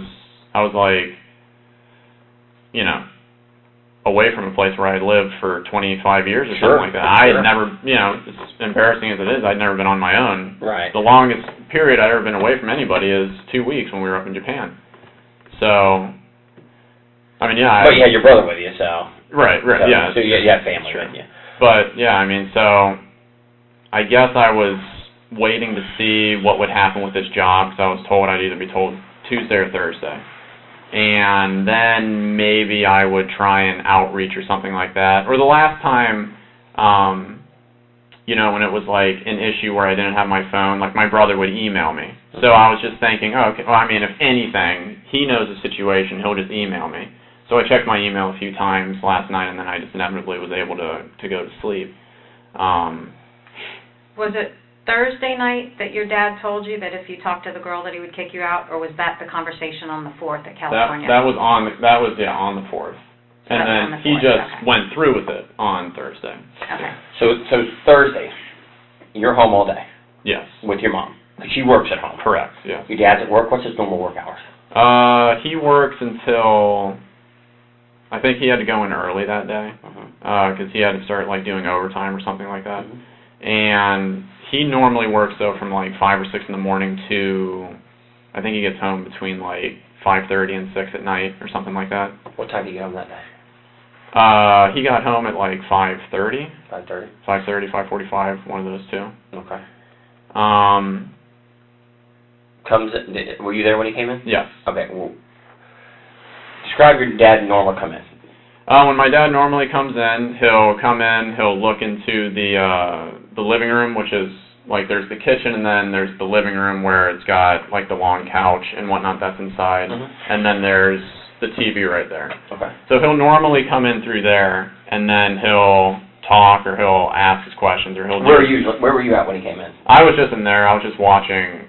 In the virtual reality where you said you had that set up? Right. Okay. Yeah, I was just watching. And that's in what room? The living room. The living room. Yeah. Okay. I was just watching YouTube at that time, just like. Did Dad talk to you? Yeah. Okay. And that's where, because he had, I don't know how he found out, but he had apparently found out, and then... Found out what? That I was talking to... You were still talking to the woman, yeah. And then he came in, and then he asked me, in a calmer state, I guess you could say, like, basically the leading question of, you know, why do you think we're about to have this conversation? Giving me, I guess, that opportunity to be honest and truthful, to maybe tone it down a little bit.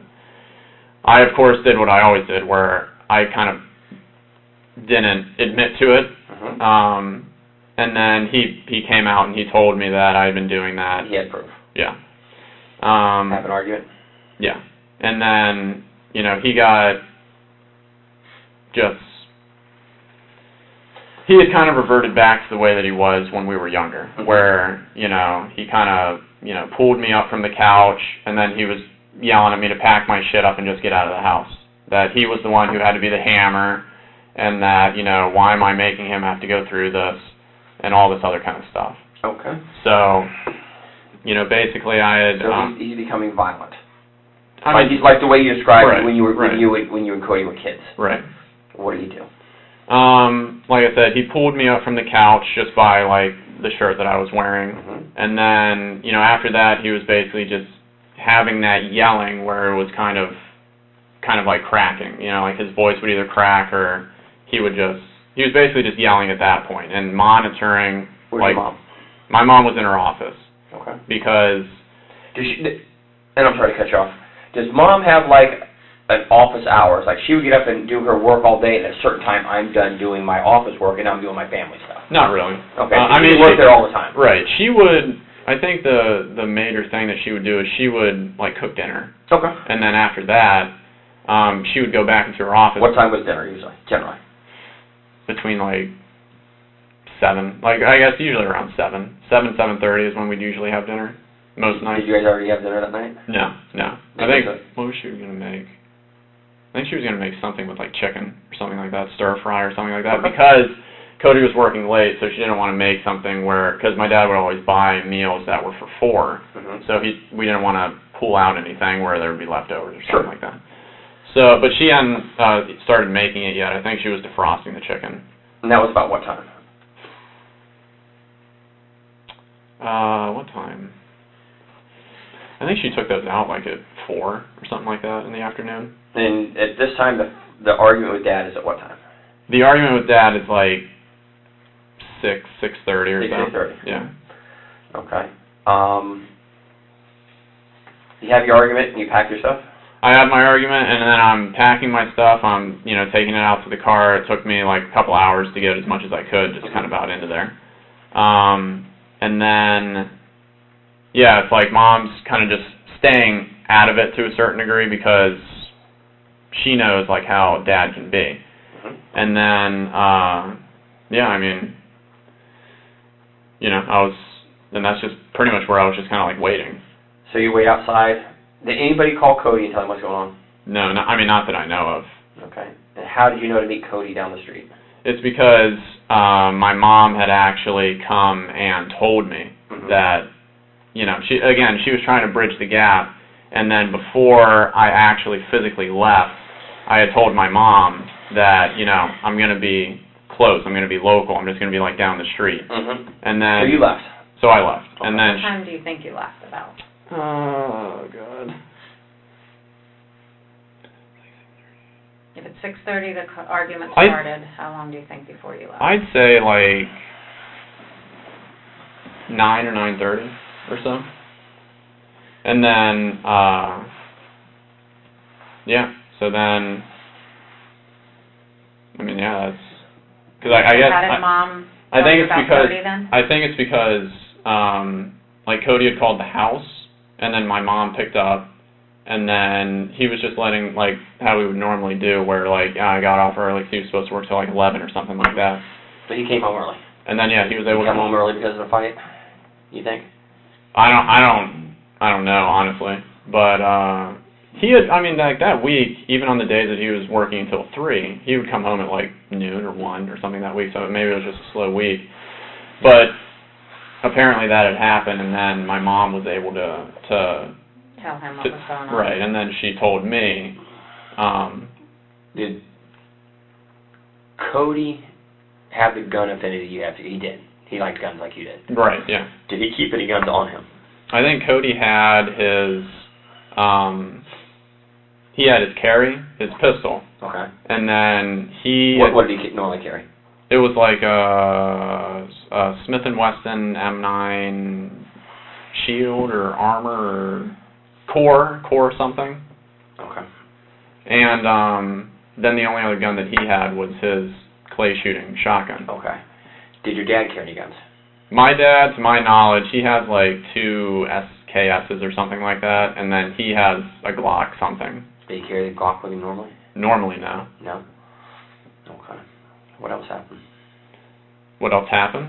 Then after I had met with Cody, then that's where, you know, I was again just kind of staying around that area, and then I just went to the Publix, and then to my knowledge, I mean, that was the last interaction that I had with the 3 members of my family was that.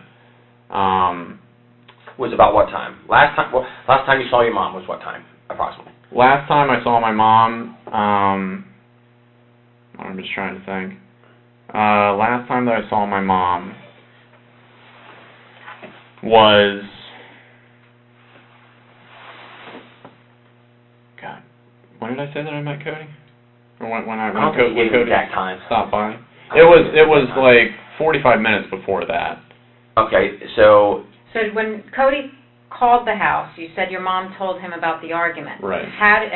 When you left, you said you told your mom you were going to be in the area. Right. How then does Cody now know where to meet you, or if he's going to meet you? Yeah, it's because that's when my mom had come out to where I said that I was going to be on that road somewhere. Okay. And then she was able to do that. And then I guess that's how she knew, like, where to, I don't know if she talked to Cody again or if she was able to do that. But then she was able to, like, pinpoint that area. Okay, so this would have been late at night? Right. 8, 9, 10 o'clock, somewhere like that time? Yeah. So dinner was over. You guys already had dinner? We hadn't had dinner because of the whole argument that was happening. Okay. So, yeah, the chicken never got past just being in the wrappers over where she would always defrost it.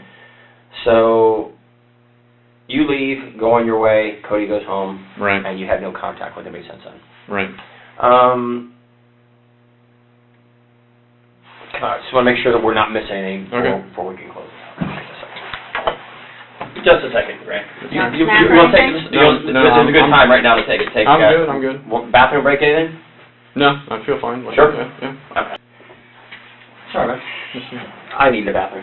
Oh. And I wanted to print out a picture of for Christmas because we're not aware. I'm not familiar with the area, so. So we're going to go back and talk again about this because it's kind of important to me about Cody and you meeting that night. Right.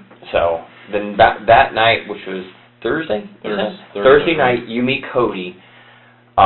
Because, and did he ever tell you why he left work early? No. I mean, he was. I just assumed that it was just because he had been allowed to leave early. He's been allowed to leave early. Okay. So here's, I think this is the blinking lights there. So this is, to me, this is Okay. 419 left on Lake Mills, right? Left on Fort Christmas. Okay. Where would you say you met Cody on Fort Christmas? So wait, is this that other like neighborhood? I think maybe I'm wrong. I think it comes this way is 419. This is where Orange all County like. side? No, I think this is up by the hitching post. You come up, you make a right on Fort Christmas. This is where the and blinking here- lights are. Okay. Yeah, because this goes into Pickett Downs, right? Is right here. Then this is the circle. Is this where you live at? Where do you live at? If this is like the entrance to Pickett Downs, then I live like. Okay, Okay. so here's So that's there's your house. blinking light. There's blinking lights right here, so people don't run up at his house. I think that's what there was. 2 red lights. Oh yeah, that's on the dude's fence. Yeah. Yeah. Then there's those 2 yellow arrow Okay. blinking ones at the corner. The corner. So these are blinking lights here. All right, so then where do you and Cody meet? Like way down this road, further past on that road. So past, does this dead end anywhere? I don't think so. I think it literally Goes into Bithlow, I think. goes into Bithlow, and then if you keep going it, which was the way that I inevitably took it, where it'll dump you out onto 50, and then I came Okay. up 50 to go back to the Publix parking Right, lot. so here are the blinking lights. How far down do you think you met? Half mile, mile? I mean, a significant ways. I mean, Just an approximate. I would say it was probably over a mile. Is this somewhere you and him have met before? We know, where that, if you're on this road, the intersection where it's like it intersects with another road, and then it's got like a guardrail or something like that right there. Mhm. It was still past that area, Okay. but it was close to that intersection. Okay. Yeah. Was it in the roadway, like off the Off roadway, the or road. in? Just off the road. Just off the road. Yeah. Okay. All right. Yeah, I'm not familiar with it. I kind of. It's like it's back there in the country, So you and Cody meet, right? and it's approximately what time? And I know I'm not holding you to the exact minute. But what time do you think you met? Like 10:30 or 10:30. something like that. How long did you talk to him for? Only about 10 minutes or so. And what was the conversation? Conversation was basically that he was brought up to speed, and that he would take care of it. He was brought up to speed by what? He was brought up to speed on why I'm out here. Who brought him up to speed? My mom. Oh, so she talked to him. Yeah. He told you that Mom had talked to him. Right. Since the argument, or when? Since I had left. So you'd left the house approximately when? I left the house at God, when did I leave the house? Dark. It was dark.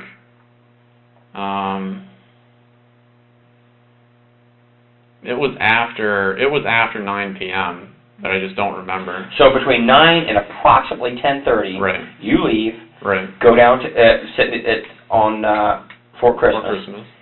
Cody comes and talks to you about 10 minutes. At some point, your mom has spoken to Cody based on what the conversation you have with him, correct? Correct, yeah. And she told him what had happened between you and your dad. Right. Okay? Do you think that's why Cody left work? I mean, Did Cody say to you why he left work? No, he never said why he left work, but in my mind I was just thinking, he had been let off work early three times already this week, so I was just like... 10-15 minutes you talk to Cody. Right. What's he driving? He drives a 97 Honda Accord. Okay. Yeah. You have the conversation, and he leaves to go home? Right. And you leave to go where? And then I stay in that general area just so that if anything happens, somebody knows where I am. Okay, how long did you stay there? I stayed there for, a couple hours, I would say. Just That on the same side of the road? area where you were talking about? I would go, kind of just up and down that road a little bit, just at my cars and just, sitting there. Mhm. But for the most, I was staying in that general area, and then I decided to go To Publix? to Publix. Which was about what time?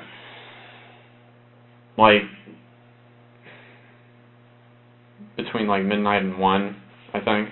Yeah. And you go to Publix midnight 1, and how long did you stay there till? I stayed there until, 7, I Sleep think, in in the the car? morning. Well, as best as I could, yeah. I mean, I never was comfortable sleeping in the car. yeah, Where but did you park at? Do you know? it's like on the side of it where like there's the back end of Publix where like all the shipments and stuff come in, and then you go around that corner, and then there's that line On the spots. on the Publix end of it, or the Tractor Farm Supply end of it? Publix end. So there's some parking there around that side. Yeah. I'm familiar, because I used to live in Yeah. that area. There's a side parking. Right. As you come up forward, you make the left, you go in front of Publix, the ice cream place is out front. Right. But you're on the side of the building. Right. Did any deputies or anybody ever come by, or No. anybody that worked there? Nobody. Any delivery trucks? I saw delivery trucks like in the morning. In the morning? Yeah. And 7 o'clock-ish, Between 7 leave? and 7:30. Yeah, I leave, and go where? and then I just drive over to where my interview. And I'm sorry, I'm just not understanding. Where was that at? Off Lee Vista. Off Boulevard. Lee Vista. So how did you get there? I just drove there. Which way? Your direction. What roads did you use?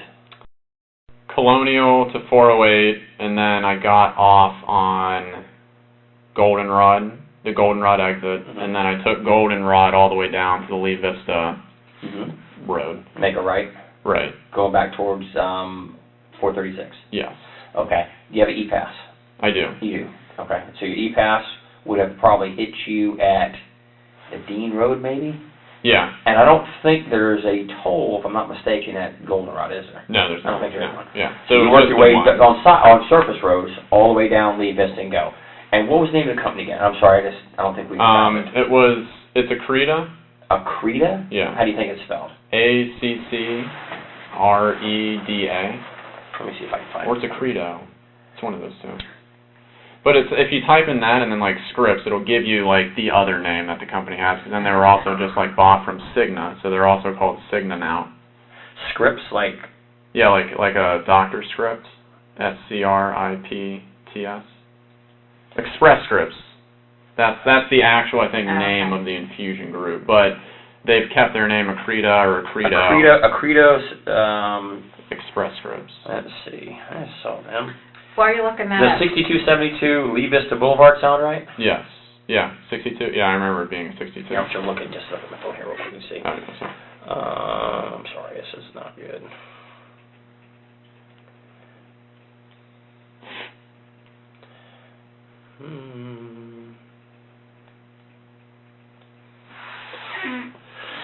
Look about right? Yeah. Okay. Express Scripts, yeah. So it's going to be 6272 Lee Vista Boulevard, and it's called Express Scripts there on their name. When I put it said Accredo Express Scripts. That's not right? Yeah. Okay. So you went and had an interview with who?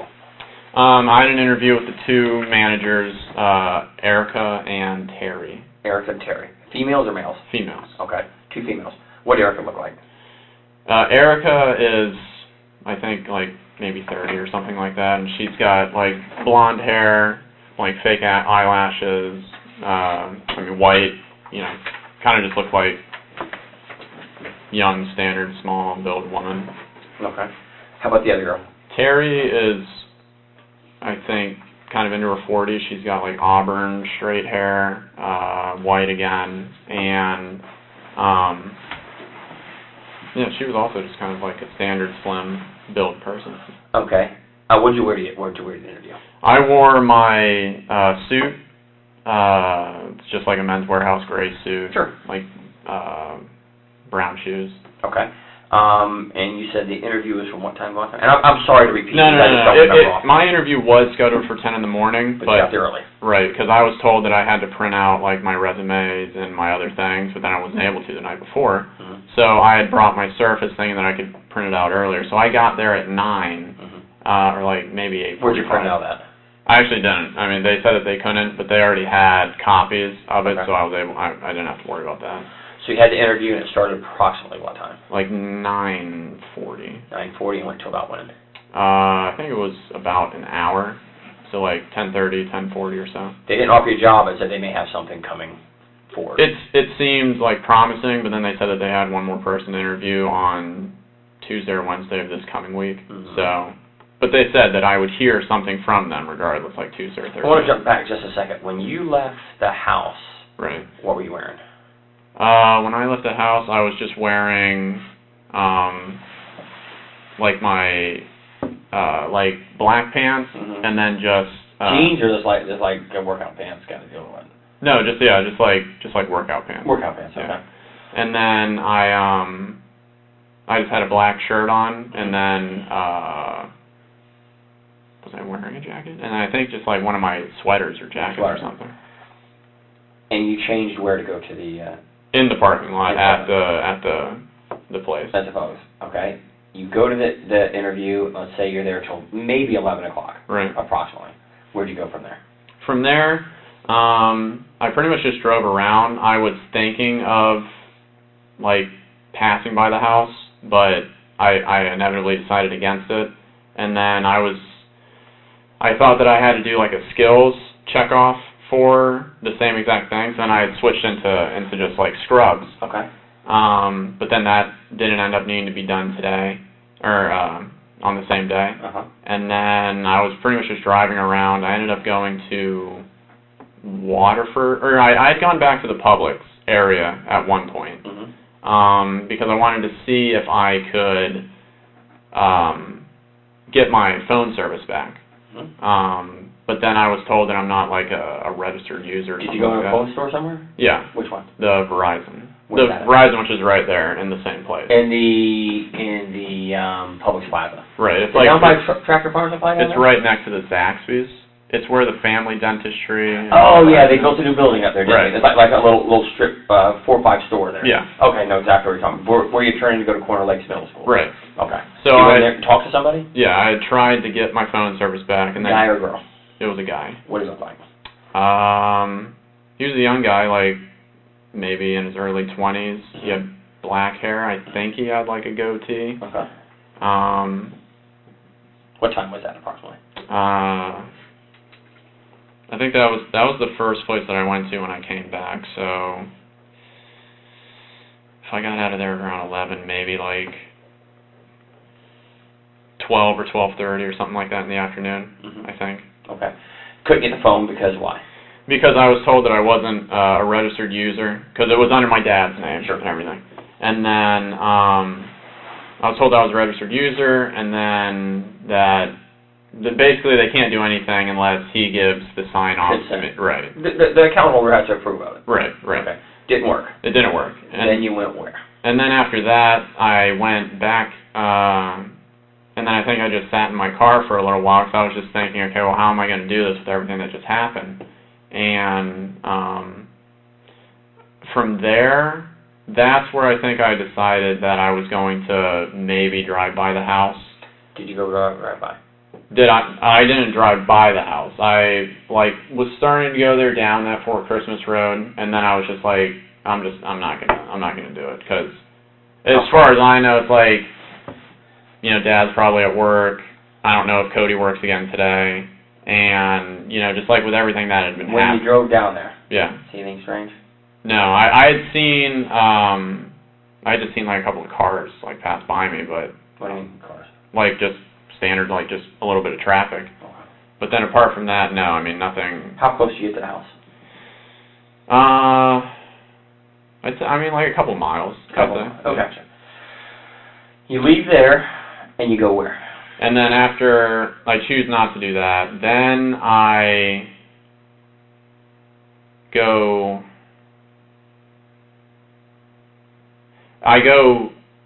back towards the Goldenrod Express Scripts area, because I thought that I had to do the skills checkoff thing.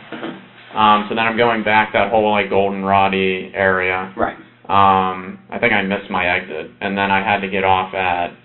Did you go 408 again? Yeah. Expressway? Yeah. Okay, so you're going back and forth on the 408. Right. Okay. And then I missed the Goldenrod exit, and then I don't even think to get off on Cimarron. So then I end up needing to go off on Crystal Lake Drive, and then I connect up with 50, and then I just go all the way back to the Goldenrod Road. Right. But then I stop off and I see if there was any email updates or anything like that, and then check your email. Yeah. Nothing. And then there was nothing. So then I was like, oh crap, it's not like today.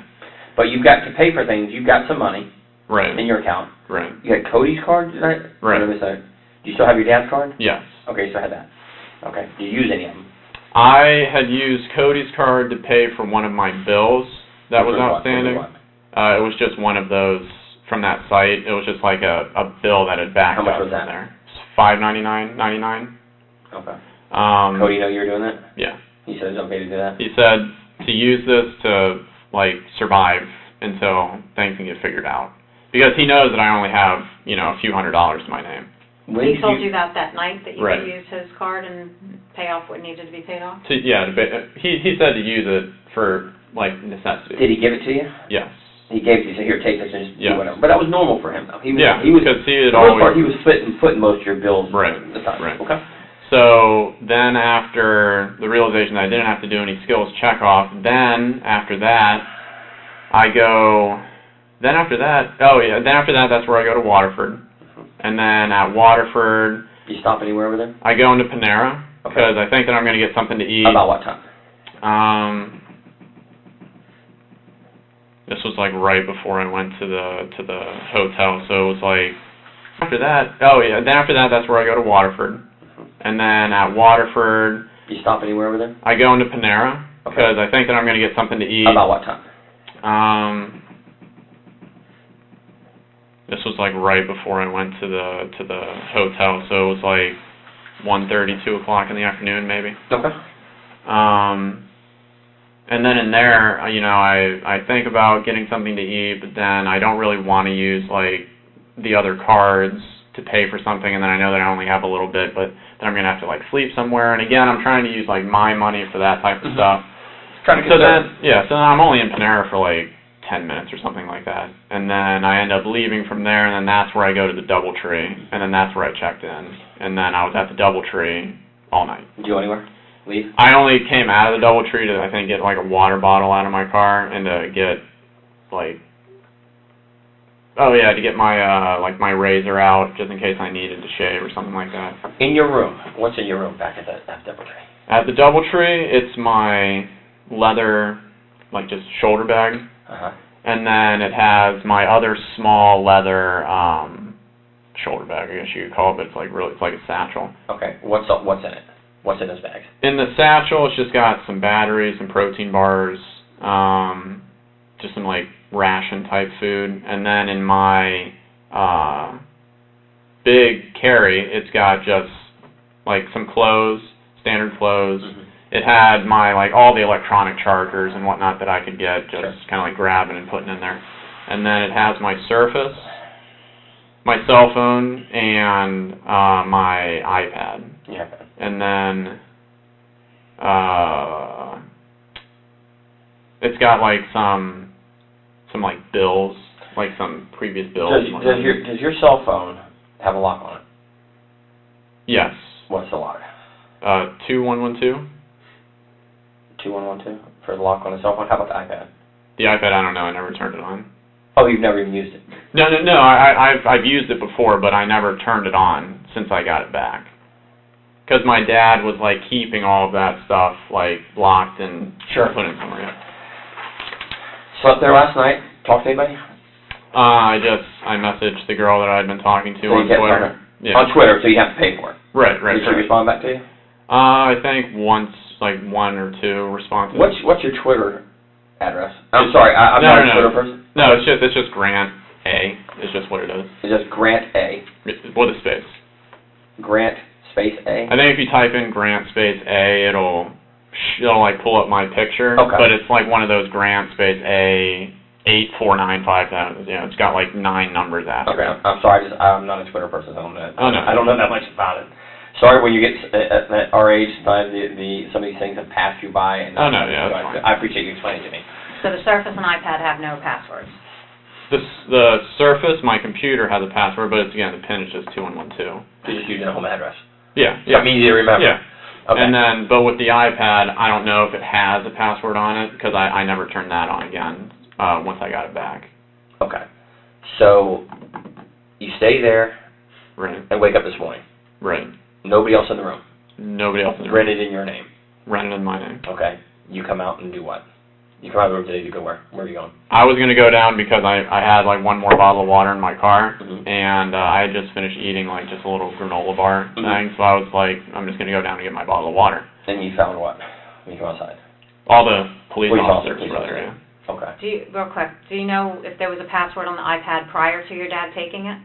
Yeah, but it was just, they were always like 2112. Okay, was so whatever. everything was the same. Yeah. Okay. Here, we got a better map, just to, Okay. and I can't see that. Okay. I'm blind. Like Mills, okay. We've marked off there just for ease, and it's not, there's your house. Okay. Here's the guy with the fence with the lights there. Right. And you went down Fort Christmas going into Orange County. Right. And I would suspect this is about somewhere around a mile, give or take, from your development Do you entrance. remember a cross street or anything that it was near? It was, I don't know if it's on here. Yeah, easy for you to see. Because it would be a road that's like coming in this direction, where it's like side road or like somebody's private road? No, it's like a side road. It's like a road that inevitably collects back up with 417, and it's like it's 450. I think what you're saying, that road, it should come back to 50, if I'm not mistaken. I think there's a split where it splits off, and if you go left, it'll wind up to 50. It was before that. Yeah, it was before that split, where if you take that road, you know what I'm talking about. But it was before that. It's where there's another road that's intersecting that has like a metal guardrail, like a long metal guardrail. And it's just like a little, I don't know, I can't really describe it. It's like it should be a road that's coming in from this direction. I just have no idea. I mean, unless it's like one of these that's just like right off the map or something like that. Okay, here is, I think this goes back out, if I'm not mistaken, goes back out to where? Lake Pickett. Lake Pickett Road goes all the way from Percival. It comes out and crosses Trulia Road 419. It goes back through some developments, some new developments, winds its way around, and kind of looks like that. Does that look about right? Fort Christmas, before that road comes in, it's a good road. Yeah. There's a stop sign that way, so probably you think right around there before you get back into the actual Bithlow proper area. Yeah. Could that have been it? Like right around, yeah, right around here. It was close to There, that. was there a church right there? The Catholic Diocese of Orlando has got some property there. No, I mean all that I can remember is just like because right the here, fields and all that. Because stuff. right here, I know it's kind of hard to see, is where you live at. Right. Is right. I think right there. Yeah. Sultan's right there. So then, yeah. That other road comes down, you say where the lights are down that way, and the only real road that comes down and goes back to the east will be that right there. So it's probably that. Yeah, I did not know. But it looks like a decent-sized road. It wasn't just like a little driveway or somebody's private road. And then it winds through. So it'd be Lake Pickett. Lake Pickett. Highway, what's it, 420? 420. So somewhere in that intersection. Somewhere, yeah. Better. And then, when you left Cody, what did he say he was going to go do? Cody said that he will take care of it. Take care of what? Just the situation that was at hand, with whatever he had been updated with from my mom. Did he tell you what he was updated? He had told me the reason why, like, I had been kicked out. But he really didn't give me that much dialogue, like, about that situation. You know, he was miffed a little bit because, you know, he had just gotten off work and now he has to go deal with this. And then after that, I mean, it was just, he gave me the debit card to say, you know, to use this in case of emergencies. And then, I mean, that was pretty much it, because I don't know if, like, he had already said that he was on his way home, or if there were expectations, like, for a time with him for making it home. But what was your demeanor? Like, what did Cody see you as? Like, were you like scared? Upset? Yeah, I was scared because, I mean, like I said, it's the first time that I had been out of the house, you know. So you were scared of what? Being on your own? Right. Or did your father say or do anything to scare you? He had threatened me that if I stepped foot back on his property, not the house, but if I stepped foot back on his property, that he would kill me. And, like, he said those specific words? Yes. Did you tell that to Cody? That your father told you that? No, I didn't. So you're afraid of him? Oh, yeah. You are actually afraid that he could kill you. Yeah, and it's also because, like, in the past, like, 2 weeks before I got kicked out, my dad was going through, like, a lot of episodes where he was losing his temper a lot, yelling a lot, especially when me and Cody weren't at the house. And who's he yelling at? My mom. So was he being violent to your mom? Yeah, like I think physically or just emotionally? Both. Put his hands on her. He had bruised her left arm by grabbing it, and then apparently she had said that on one of the nights that they were in the kitchen together, and then he was like throwing food at her and then banged her head against the wall a couple times. So, and I'm not let me speak bad of your dad, but he's kind of a violent guy. I mean, you have a reason to be afraid of him. And then the thing that I was getting to was that apparently my mom was so scared at one point, because it had been a while since he had been like this, that she had taken like a couple or a number of voice memos on her phone whenever he would like come in and then start, like she knew that, you know, something like he was going to start to get upset. And that on multiple occasions, he had told her that basically if I fuck up, sorry for the language, but that if I screw up, he's going to kill me and then he's going to kill her. He said those specific because words. he blames everything that happens negatively with me and with Jason, not with Cody, but with me and Jason on her because we're her favorites. So you have a reasonable belief in your mind that your dad could hurt you. Yes. He could hurt your mom. Yes. He could maybe hurt Jason. Yes. He's a violent guy. I'm sorry, I've been this a long time. He sounds like a violent guy. Yeah. Quick to lose his temper with you over minuscule stuff? Minuscule stuff, yeah. I get the point he's upset about the amount of money. I do get that. Right. But physically, he's abusive. Yes. And it's kind of embarrassing as you're an adult male right now. He's been abusive of you for years, has he not? Yeah. I mean, more mentally over the course. But it has been to the point where you as a 29-year-old male, right, 29? 29. That you're afraid that your father could kill you. Yeah. And I mean, again, it's like, you know, at the house, I mean, I have like no access to anything. So I mean, it's literally just like me, and you know, I told you. Access to anything? You mean what? Like, you know, anything to defend myself. You know, like I had sold all my guns. You sold it. Does Cody have guns in the house? He does, but they're like locked up somewhere. Dad have guns in the house? Again, yeah, but they're locked up somewhere. And you don't have access to them? I don't even have a house key. I don't have a house key. I don't have any keys to the doors inside the house. All I had was my car key. That's all that he gave me. And that night when you argued with your father and he said he grabbed your shirt and pulled you off the couch, did he do anything else to you physically? No. No, he didn't, like, pursue it anymore. He was just... Did you tell Cody that he acted that way towards you? No, I didn't. Cody had no idea that there was a heated, physical, just the argument that you needed to get out because you were talking to this girl. Right.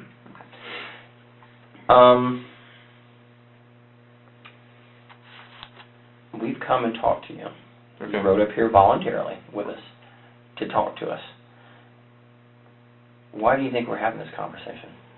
I honestly don't know, but I'm pretty freaked out at this point because, you know, it's, I mean, I know, like, how the situation was when I left, and, you know, I thought that it was weird to begin with that I hadn't gotten any communication whatsoever. I mean, like I had told you, my brother, Cody, the last time when I was away from the house, that he was the one who outreached to me via email, because, again, I didn't have my phone or anything like that. So, I mean, I thought that it was weird, but I had just been kind of putting it out of my mind, thinking, okay, you had to go to work, or they're busy, or something. When you were in your room, the hotel room, hanging out, watching TV? No, I didn't turn on the TV. I had on just, like, music in the background, just kind of helped me go to sleep. Are you sure about that? Because the hotel, it's weird, and I didn't know this. I used to travel a lot for work. They can tell, because of the TV, every channel you've been on when the TV gets turned off. Because I guess they have a problem. Yeah, I guess they have a problem with people stealing from that. Oh, wow. So those things are well monitored, even though it looks like a cheap. Yeah. I never even touched the TV remote. I didn't turn on that TV at all. I was just using my service to, like, watch YouTube initially, and then I you were using the service to check things. Right. So there'll be a history of everywhere you went on it. Right. Yeah. Okay. As a child, we're told the truth always is the best thing to do. Correct. Correct. You agree with me? Yeah. And accidents happen, and things in the heat of the moment, things happen. that we wish hadn't happened. But I do it myself sometimes. My kids will make me so aggravated, I'll snap at them and then walk away and say, wow, I wish I would not have done that. That was not very adult of me to snap at my child for something. Yes, they're wrong, but I should be the adult and not snap at them. Right. Tell me what you think, because I can tell I've done this for a long, long time, and I read people, the way they act, and the way they talk to me, and the way they answer questions. There's something you want to tell us.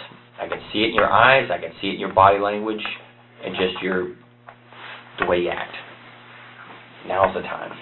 Now's the time. If there's something you want to get off your chest and give us an explanation of what's bothering you, now is the exact time to do it. And I'm giving you that opportunity right now to tell me something you want to get off your chest. It's there. I can see it in your face. I can see it in your eyes. You kept out about that night. You're upset about it. You've been that since we've talked to you. I can see there's something been bothering you. Even though I don't know you from Adam's house, can't you see things in people that something's really bothering this guy? It's not that, I spent a bunch of money I shouldn't have on this girl. So be it. You did. It's over with. Money can be made back. Something's bothering you.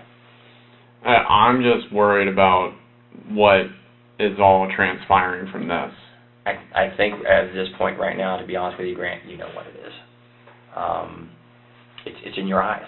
Your eyes is the view to your soul, and it's in your eyes. And it sounds stupid, and people don't believe it. Like I told you out there in the car, did I not tell you? You may not like what I say, but I'm going to tell you the truth. I'm going to tell you the truth every time, because I can walk in front of anybody in God and say, I don't care, I told him the truth. And we usually know answers before we ask it. Right. Me and Eva knew everything before we asked you the questions. Now's the time to come to Jesus, be honest, because you're holding something back. I can see it in your eyes. People don't believe that the police will help you, but we are actually here to help you with issues you may have. I think something happened, and you don't want to tell us, but right now is the time to get it off your chest.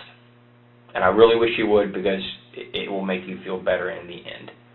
I genuinely don't have anything else that I can say about the night or the period of time afterwards.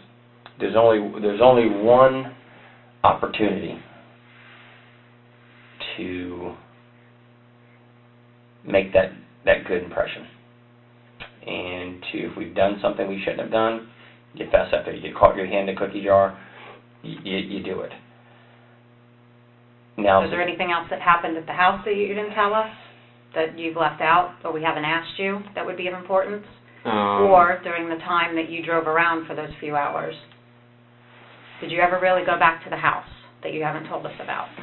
Something that happened that caused you to defend yourself. No, because again, it's like I didn't have any means to defend myself. I mean, I didn't. Well, we know from talking to that there's weapons in the house. Right. We know that to be a fact. Something happened that caused you to defend yourself. Whether you had anything or not, you found something to defend yourself with. I can't tell you everything. I'm not going to tell you everything. But something happened. Whether your dad blew up on you, threatened you, physically harmed you, or hurt you, something happened that caused an altercation. And I didn't do anything at the house besides get my stuff together and take it out to my car. And that's, I didn't, besides that one thing that I told you guys where I was going down the road to come back maybe, besides that, I didn't. You saw nothing that was out of the ordinary? No. In the Fort Christmas area or 419 area? No, Did you even get up to the Lake Mills Fort Christmas area where that guy's blinking lights are? No. When I came back, I didn't come up to there. There is, and you're better electronics than I am. I'm gonna go ahead and admit that. There's a digital footprint, and there's ways to see things that we know that don't make sense. Even though your phone may not have service, there's still issues with the phone. Right. And it was on you the entire time when you left the house until you were in touch with law enforcement. I can track places you've been, and I know where you have been, and I know what time you've been there. And what everything you're telling me isn't just copacetic and doesn't add up. Because there's what I think, what you think, what she thinks, and then there's things that are hard facts that you can't manipulate. Right. You know what I'm saying? I think something happened at the house based on my knowledge right now, and you're afraid to say it. You're afraid to come back and say that I was a victim, I was hurt, I had something that happened there that I don't want you to tell because it's something maybe embarrassing or not good, but I know a lot more than I can let on right now. And things you're not telling me, I can't help you if you won't let me help you. So where's the missing piece? What have we missed here? I mean, when I had come back that other time, I crossed in front of the dude's fence, the red blinking lights ones. What time was that? I can't remember. That was Friday during the day, when you said you were going to come back. Right, yeah. Okay. But it was after you did your interview. Correct. Okay. Yeah. If you did that, you would have seen something, and there would be something out of the ordinary that you would have seen. If you passed that, you passed something out of the ordinary. What was it? I saw like a news van, and then I don't think there might have been like a cop car. There was like traffic being Human nature.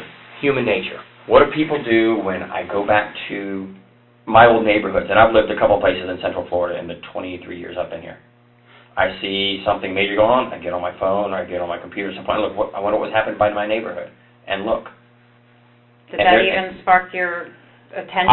There's a digital footprint of where I went on my phone. This right here phone, they can tell me I looked at these maps on my phone because it's on there. Right. The memory's there, you can't delete it, you can't.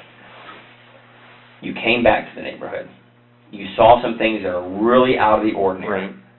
And I don't believe for a second that you thought that I'm not going to look. What's going on? What happened to my neighborhood? I mean, I didn't search it up on anything, on any of the devices that I have. Did you search it somewhere else? At remember, like I said, I know things that you don't know.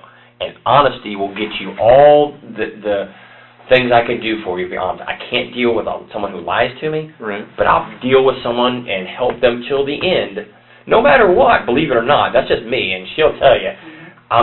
It's what it is. I'm going to be honest with you. I'm going to say if I can do something that can help you, I'm going to help you because every one of us make mistakes and do things we shouldn't have done in the heat of the moment to protect ourselves or to protect somebody else. It happens. I know you've searched for something. I know something. I can't tell you exactly, but you said won't you tell me, and I'll tell you if you're being true to me. What'd you search? When I had gone to the Panera, I searched for like top stories, Oviedo or Chuliote or something like that. And found what? And then I saw that there was, it was like just the initial. Like it had like a video, but I didn't listen to the video, but it had just an initial thing of that there was shootings in Salt and Circle, but it didn't say like the address or who's involved. It was just like this is the preliminary. Was that on one of the news stations? What was the site you searched? I honestly can't remember. I think it was one of the Weshes, but. And you saw the story because we've seen the same stories. You've seen the story because there's a thing that will tell me how long of the time you spent on that. Right. You saw what happened. Yeah, I was on there for like 20 seconds. Well, what was your thoughts when you reviewed this story? I was freaking out, and I was just like blank. I didn't know what to do. Now's the time. Now is the time. So what do you think happened? To be honest. I think that there was something that obviously happened at the house. Tell me what happened. I don't know what happened. I know better. Listen to me. I know better. I can help you, Grant, with honesty. I can help you with honesty. We think something else happened before you left the home that you're either afraid of or embarrassed to talk about. But we need to know exactly what happened because, like Danny said, we can place you there at certain times. And so we need to know what happened before you left that house. because you didn't leave with everything being okay. I honestly, I don't have anything else that I can really say. I mean, I don't know. Do you even know why law enforcement got involved? Like, what brought us to that home? No, You just said it. You know something bad happened there. Out of your voice, not mine. I have not told you anything what's happened there. Something bad happened. You're here with us for a couple hours. You admit that you've looked at a site and seen something bad happen, because the video is not of just a general area. It's of a specific location, correct? Yeah, I saw like a driveway or something. Whose driveway did you say? I don't know. I saw like there was like a gate. There was a gate, and then I saw like that there was like 2 cars, but then I didn't see anything past that. Okay. Well, is that driveway and gate your home? I honestly did not fixate on it for like a long period of time. I saw like the one with an actual like gate. You've been here with us. You think something bad has happened at your house, and to date, so long, you haven't even asked us about anybody. Well, that's because for the last time that I was arrested, I mean, like nobody would tell me anything. Once you start telling me something that's truthful that I know, then we're going to have a conversation of exactly what happened. I mean, you're a smart guy. You know something's happened at your home. You have law enforcement here. You haven't heard or gotten any emails from your family. I'm just scared as to what the answer is. Well, you need to help yourself by filling in the blanks of what happened that night so we can give you the answer. Did anything more happen with you and your father besides him grabbing you up from the couch and yelling at you and kicking you out? Anything at all? Did he harm you, hit you? No. Draw any weapons on you? No, he didn't do anything like that. I mean, he was just yelling. This is the time to come to Jesus, to be honest, because you know more. I'm looking in your eyes. Your eyes tell me exactly that you are hurting inside. I get it, brother. I get it. You're hurting. And this is the only time we can help you. Because once we get to a certain point, there's nothing I can do. It's in the hands of who has it. Nothing I can do. Honesty is always the best policy. You get caught stealing a car. You admit to it. I get it. How can I get help? What can be done to help me? And let me tell you the rest of my story. You're holding back. And if something happened that you were defending yourself, then we need to know that. If you were protecting yourself because you were in fear, then that makes sense. But we need to know exactly what happened for you to protect yourself. You can't minimize this. Once a wise man told me one time, once a bomb goes off, you can't defuse it. You can't. That's already out there. Now is the point to say, how do I put Band-Aids on myself to minimize the injuries I have? And we're giving you that opportunity. I want to give you that opportunity. I don't think you're a bad guy at all. I really don't. I think you're going through a very stressful and emotional time right now with being out of work and just dealing with all the problems with the arrest. You're probably not used to depending on somebody to pay all your bills. So now you have to do mom and dad or have to give you money. Cody's having to give you money. And there's a significant debt to people. $200,000, I don't know what I'd do. I mean, mortgage, yeah, I get it, or something like that, or a medical bill for my child, yeah, I get it. But talking to some girl, in Bulgaria, you hit it right on the head. You were embarrassed about it, and you have nothing to be embarrassed about. And you said you had a connection with her. Sure. And here it is, man. I want to help you. She want to help you. You gotta come to me with the truth now, because I already know the truth. I do. Here's the chance. You can shake your head no and say I don't know. You do know, and I know you know. She knows you know. There's a reason you didn't go back to the house. There's a reason why you haven't tried to reach out. I mean, it's odd you haven't heard from anybody. Yeah, I mean, it's like it's words that like I can't think of to even say. But I'm assuming that, when you see that there is a shooting somewhere and it's around, and that it has to do with my family. Your family has no known enemies. Nobody has a problem with them. Nobody. Right. Continue what you were saying. You said when you But I mean, that's like I don't.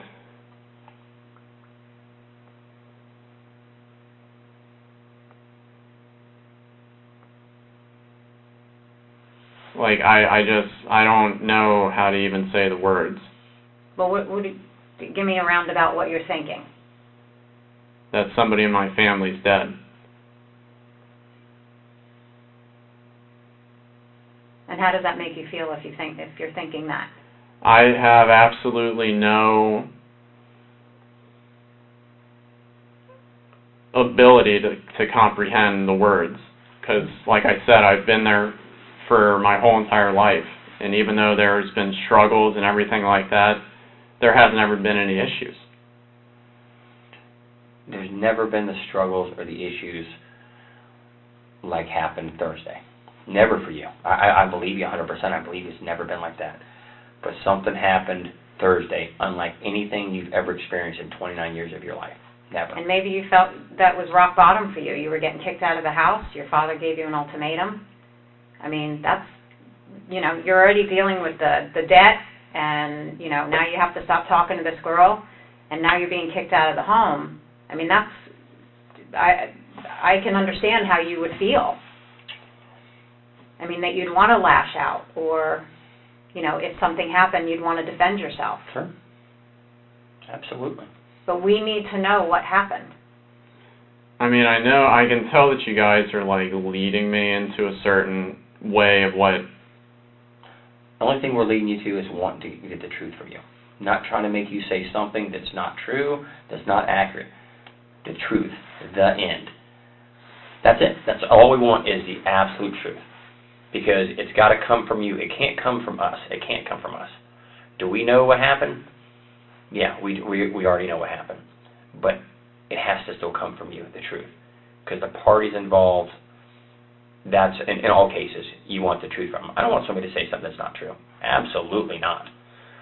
I want them to say, this is what happened, and here's why it happened. Because sometimes there are things that are justifiable. I'm dealing with a case right now where some people were jumped in a house, there was a shooting, and the people involved in the shooting are not going to be charged because they have the right to defend themselves. Nothing in the state or federal law says you have to be seriously physically harmed or killed. Nothing does. You have the right to defend yourself. Absolutely, you have the right to defend yourself. If you're in fear of you being hurt or your life. But, Grant, I just need you to come. It's there. It's there. I can see it. It's on the tip of your tongue. You want to say, let me tell you what happened.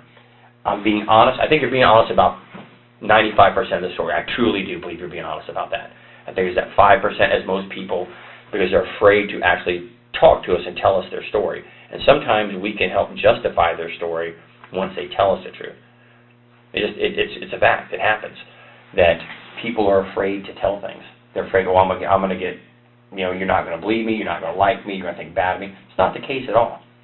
I have no opinion one way or the other. I don't know you. I don't think bad of you. I just don't know you. If you're a friend, I would think different of you, or somebody I know was something else, or had previous dealings. Yeah, I may have an opinion, but I don't have an opinion of you. I just don't, because we don't know each other. We've never contacted each other, have we? No. So there's no reason for me. But I've been honest with you the entire time, and I will continue to be honest with you till the remainder of my career at the Seminole County Sheriff's Office. I'll always be honest with you. Call me and say, hey, this is. I'm going to tell you. Again, you may not like it, but I'm going to tell you. That's just me. And some people don't do that, and some people will tell you things that are misleading. I'm not going to tell you anything that's misleading, because that's my word. That's my integrity. That's my character. Now's the time, my friend. I want to help you. She wants to help you. And I'm telling you, I'm going to help you. Anything I can do within my power to be honest with you. I'm going to. That's it. But I got to have the truth from you. I can't get it from somebody else. I can't get it from her. I can't get it from other people I work with. It's got to come from you. I already know. I'm telling you, I already know. I got a couple more years. I'll retire. I'm going to take my career with me and be happy with what I've done because I've been honest with everybody. I'm asking you to be honest with me too. I want to help you. I mean, apart from the times maybe being wrong, I genuinely don't have anything else that I can say about what transpired during the nighttime. So when you left your house, everybody was fine. Yeah. And when you left Cody, everything was fine. Well, we got called to the house because Cody didn't show up to work. So law enforcement goes over there, and can you tell us what we found?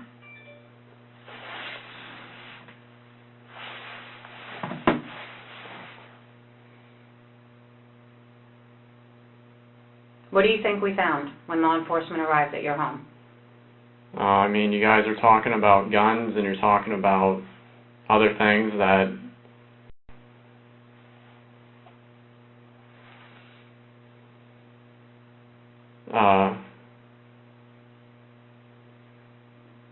and then the website and everything, that something happened to him. Who's him? Cody.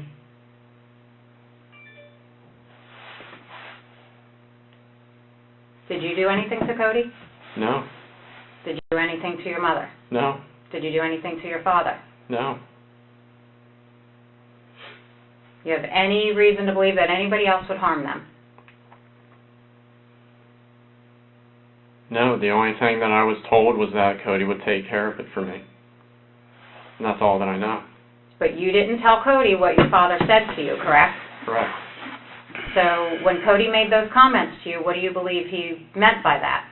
Have you guys ever talked about? That he was gonna, I thought he was just gonna do what he always does, which is where he just talks about it and he figures out whatever strategy he needs to. So if anything happened in the home to bring law enforcement there, what would you think happened? That there was a shooting. Between whom? I don't know. Between Cody and my dad.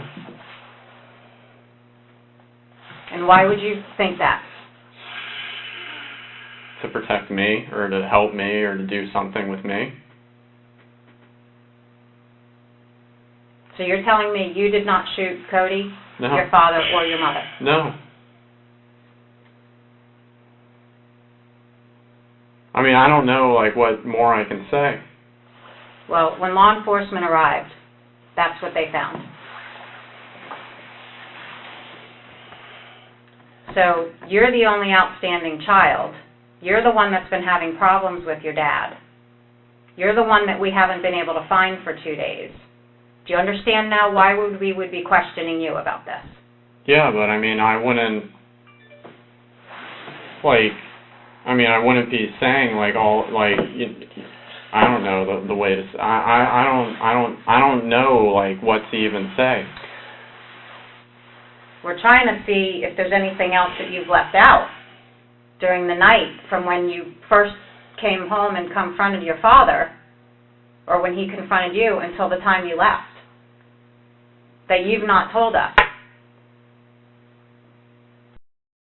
There was nothing,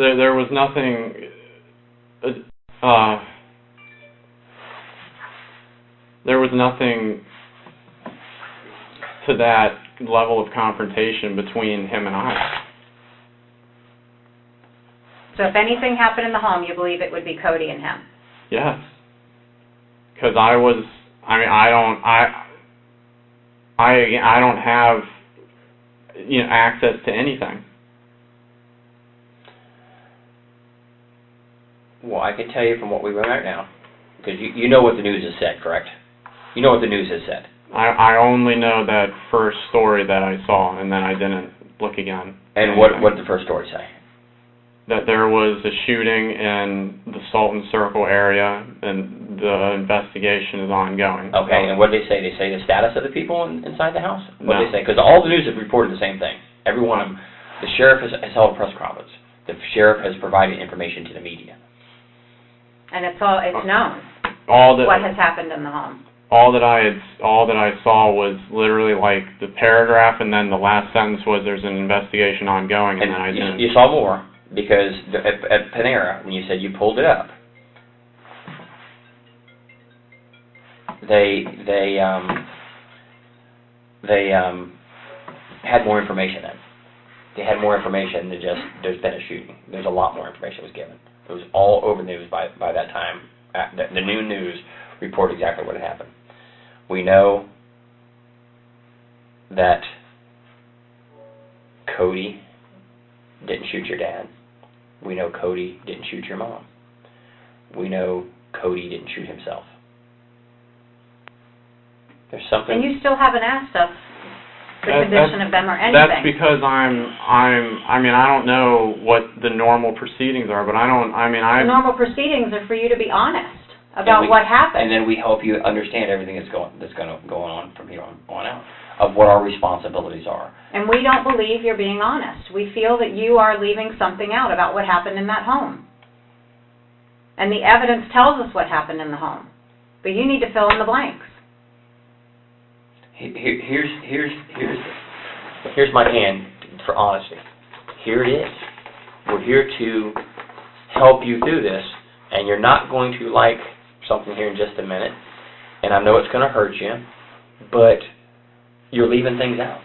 You've got to take that step and cross over and say, okay, I have to tell you. You'd probably rather tell us what happened before Eva opens that up. You probably want to tell us and save yourself some grief by saying, here, let me tell you. Here's what happened that night that I wasn't completely honest about. Because honestly, Grant, I believe you've been honest about a very lot of things. I really do. Because I can account for your day. I can account for your night. We have a couple very small holes. 95% of the story I already know. That's why you're here with us. And again, your cell phone's going to put you in the areas. We're going to check exactly where you were throughout the entire time you started this conversation. No. So if you went back to the house and did something, or how long you were there, we're going to know. No, I mean, I never did anything like that. Just things like, Logan, remember I told you digital footprint? Yeah. Your e-pass tells me where you went. We have a thing called LPRs, license plate readers, in different places all over everywhere. And every time your car passes, or any car, I have somebody, one of our Intel girls, put in thing. Hey, has this tag went by there? Yep. Has it been in a certain place? Yep. It tells me exactly where you went. Man, I'm telling you. I know it's hard to trust the police. I know people don't trust the police. You got to give me the chance to trust me. You have to. I already know. I know what happened. I know. 95% of the story, I know what happened. And so do you. And it's in your face. It's in your emotions. It's in your body language that something is severely, from the minute I met you in the hotel, severely bothering you. And you knew why we were there the minute we came to see you. You knew why we were there. You knew it. And you knew what I was going to tell you at some point during the course of the day, what was going to happen. You already know, because you checked on it. I know you've checked on it. There's a way to tell. I said that the best thing about the internet and electronics, they tell a story. And they tell how many times things have been looked at, what's been looked at, and how long you spent there. Sheriff can tell me every website I've ever been on this iPhone. Every one. And how long I was there for. Every meme I made up to send to somebody, something funny as a joke, they can see it. I'm here to help you, man. I'm here to help you get through all this. I am an honest guy. I'm going to be honest. And when it's all said and done, I'm going to be honest to the very last day that I deal with you. And then when this investigation continues, I'll go on to the next person and be honest with them. But I got to have you step over that little bit of line. Basically, we got a line here. And you're so close to wanting to step over that line. You have come all the way from the back side of that table over to here. And now you're right about right here that you want to do it, but you're scared. I get that, my man. I get you're scared. But something happened there that kicked us off unlike anything that ever happened in your life to get to where we are today. And I just need you to tell me exactly what happened. Here's your brother, the guy who's always looked out for you, correct? Paid for your trip to Japan, paid bills. Your dad and your brother have paid $200,000 of this video chat, whatever, with the virtual, not the virtual, but the girl in Bulgaria. Dad's pissed about the cost. I'm sure I'd be upset too. $200,000. Think of the car you could have for $200,000, or paid off college debt or whatever. some girl in Bulgaria got basically your college debt. Now, I'm sure your brother and dad may have been as happy if you'd take that $100,000 and paid off that program. But there's a lot of pressure on you. I get it. I need you to step over, man. You're right there. You're right there at the end, ready to go. We're ready to take the information from you and move forward. We're there. I just need you to take that last step over and say, all right, let me tell you what else. I've been honest about the vast majority of this, but let me tell you what actually happened that night. It's there. When you're talking about the phones, because I'm illiterate when it comes to phones and Wi-Fi and all that. So you said when your dad cut off your phone a few days ago, you had no phone number, like no way to call, just pick up the phone and call someone, correct? Right. So when you would communicate on Twitter, like you said, either on your cell phone or your Surface, you would have to be connected to Wi-Fi, is that correct? Right. When you were in your home, were you connected to Wi-Fi? No. Talking to these, you know, when you did the Twitter and so on and so forth, were you connected to the Wi-Fi at your home? Yes. Both No, wait. No, I wasn't. I was on the LTE. I was on LTE. I was just on the cell service. And you can still do the Twitter thing on cell service on the LTE at home? Right. Okay. And then when you are at the Publix, right, you're on what? That's on Wi-Fi. Publix is Wi-Fi? Right. Okay. And then you said the next time was at Panera? Yes. Was on the Wi-Fi? Both your cell phone and the Surface? Just the Surface. I hadn't, at the Panera, it was just on the Surface. Okay. All right, so again, with the whole digital footprint like Danny's talking about, you know that we will know exactly where you were at every time that you connected to Wi-Fi and how long you were connected to the Wi-Fi. You understand that? Yes. Okay. So when you drive away from the Publix or you're driving away from Panera, we will know all of that. And every hot spot you hit along the way, it's going to ding. It's going to make that connection, even just for a brief second. And I'm very familiar with that area out there. I used to live out at 419 and 50, and I know just about where every hot spot is along the way. So it's going to be boom, boom, boom, boom, boom. I want to help you, man. I really do. But you've got to take that little step and trust that we are going to do everything that we can do. And be honest with you, we're going to do it. But I need you to step over. You have to, because what happens if you don't? You know, it's going to be something that we just can't do anything to deal with. We can't. Honestly, I've talked to people. I talked to a guy that was responsible for a lot of bad stuff in South America, and we sat down over the course of a month, and he finally admitted to some horrific things. And felt a lot better about it, right? Because he trusted us. Because he realized, the typical thing, the police, all they do is lie to you, or whatever. No, I'm not like that. I'm not. I know she ain't either. I just want the truth. I want the truth to be told, no matter which way it is. And you will feel so much better. We're talking about your family here. So you telling us anything that we're missing, you're going to feel a lot better by telling us the truth. Guaranteed. It's hard to take that leap of faith.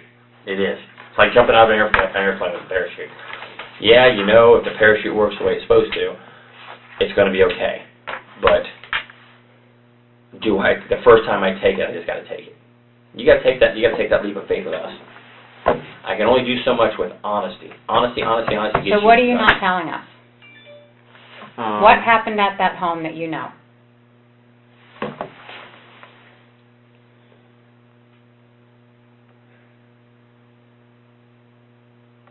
Grant, I know you want to tell us. It's on the tip of your tongue. I know you. It's right there. It's that bad taste you want to get out, to get it off your chest and out of your head. But you got to do it. I can't make you say it.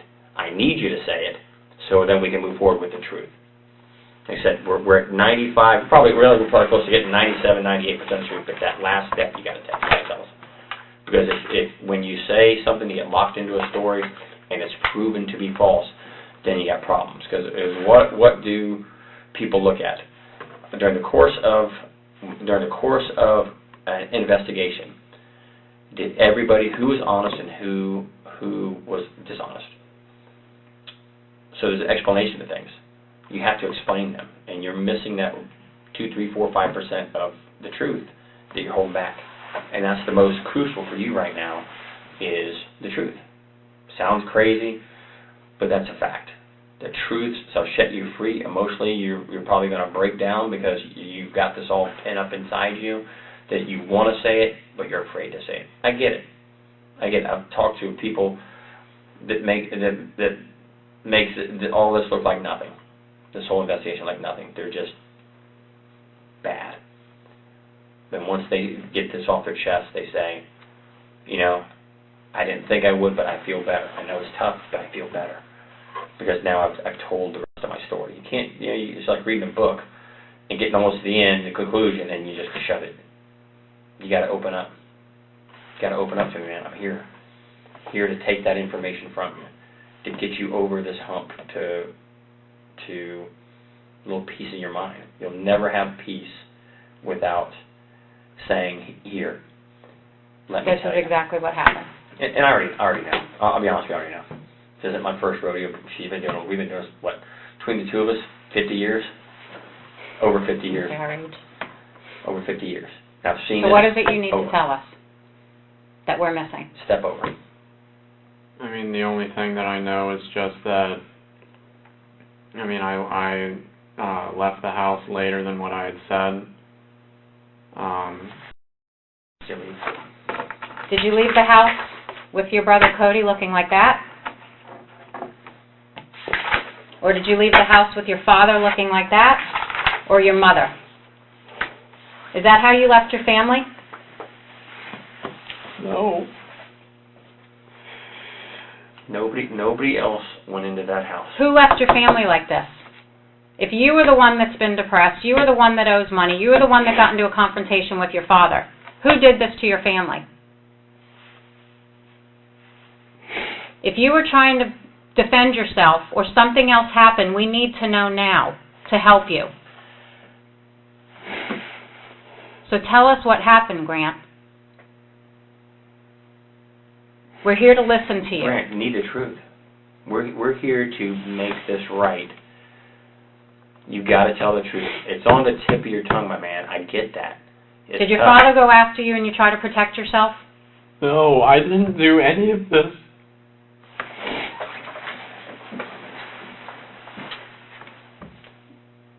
There's something that's going to come up that is going to make this all come real. I'd rather it come from you than have to do it that way. The evidence tells us what happened. You have to fill in the blanks. They can't tell me what happened. Fact, I know. She never held a gun. She didn't have a gun that night. Fact, he never fired a gun. Fact, he never fired a gun. Never did. This is the person right here, Mom, who always stuck up for you. Something happened so bad that caused her death, your dad's death, and Cody. And I'll tell you just about how it happened. 1, 2, 3. Based on evidence. Based on evidence. I know he did not shoot your mom. I know he didn't shoot your dad. I know he didn't shoot himself. And I know from video surveillance camera in the neighborhood, nobody else came to that house. I know. I can account for everybody that went to the house. I know. So tell us what happened. I know it. Listen to me. Hey, I know. Video surveillance tells me everything that happened this night. I'm telling you. Of people that you'd be surprised who in your neighborhood has video. And I know that there's only 4 people was at this house during this time. 1, 2, 3, 4. Tell me. You got to tell me, man. You got to tell me. Get over that hoop. The video, if you're sitting there saying no, and video shows something else, guess what? Big problem. Because it will wind up later on that you can't get any help from anybody. A lot of this, what people make decisions on, is honesty. With somebody honest. Of course you're going to be somewhat dishonest at some point. We get that. We understand that. But at some point when you have that come to Jesus time that now I need to really, I got to tell you what happened. This is it. This is it. Video tells me everything I need to know about this from the neighborhood. And you're the only one left to tell us. I know it's hard to look at me, Grant, look at my eyes. I know it's tough, man. I do. It's a tough thing to say, but we need to know what caused things at your house that night to become so bad that we're this. He's violent. We know that. He's got a gun on. We get it. Cody just probably went around with a gun because he normally did. He walked in the house and was shot the minute he walked in the house. The minute he walked in. We see trajectory, we find the projectile, we've got everything on that. He's shot over here and is brought over here. See it over there. We find the bullets in the house. Mom's sitting her thing with a glass of wine, doing her thing, and she's shot. You just got to step over and tell me, man. I want to help you. I do. The evidence is going to be there. Most people, I would not. We have cartridge cases, we have projectiles. And fingerprints. So you just need to tell us what led up to this. You've been arrested, correct? Yeah. So we have your fingerprints, correct? You understand that? Physical evidence is something I can't manipulate. It's either there or it's not there. Didn't fire a gun, didn't fire a gun, didn't fire a gun. None of them did. None of them did. Cody did not go home. Or did your father point a gun at you? No, there's nothing else that I can say. Then this is not going to end up the way you want to with what you're telling me right now. Factual items do not support what you're saying. Nothing that we can make up, or I think, or she thinks, or whoever thinks. You got to be honest. The minute you start being completely honest, and you're pretty honest with me, I'm not going to say you're not. The minute you tell us what happened to get this to here is the second that we start moving forward with healing. You say you can't something? Yes, you can. There's something that you have done that proves different. I'm telling you. I don't know how else I can't make it any clearer. There's something there. Just tell me. Tell me. Your emotions, your demeanor, your body language, your eyes tell me everything I need to see about you. You want to tell me in the worst way. You want to get this pain off your chest. Do it. Come forward. Tell the truth. It's like going to church and doing your confessional. When I go to church, a few times I go a year, and I get up there and ask for forgiveness, I feel 100% better for all the crappy things I've done and didn't do what I should have done throughout the course of the year. Short with my coworkers, short with my kids, not living the way I should live. Gets me too. And when I go up there and make my confession to the pastor, it makes me feel better.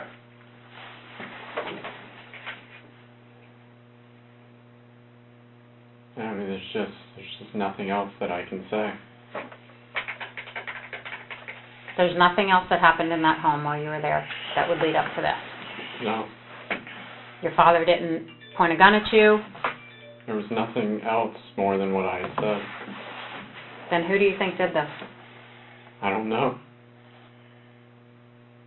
I don't have the answer.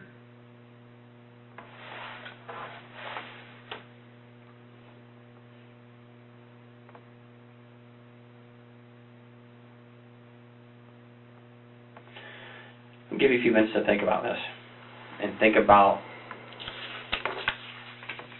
life decisions and where do we go from here. A few minutes to collect your thoughts. Yeah. Okay. Give me a few minutes.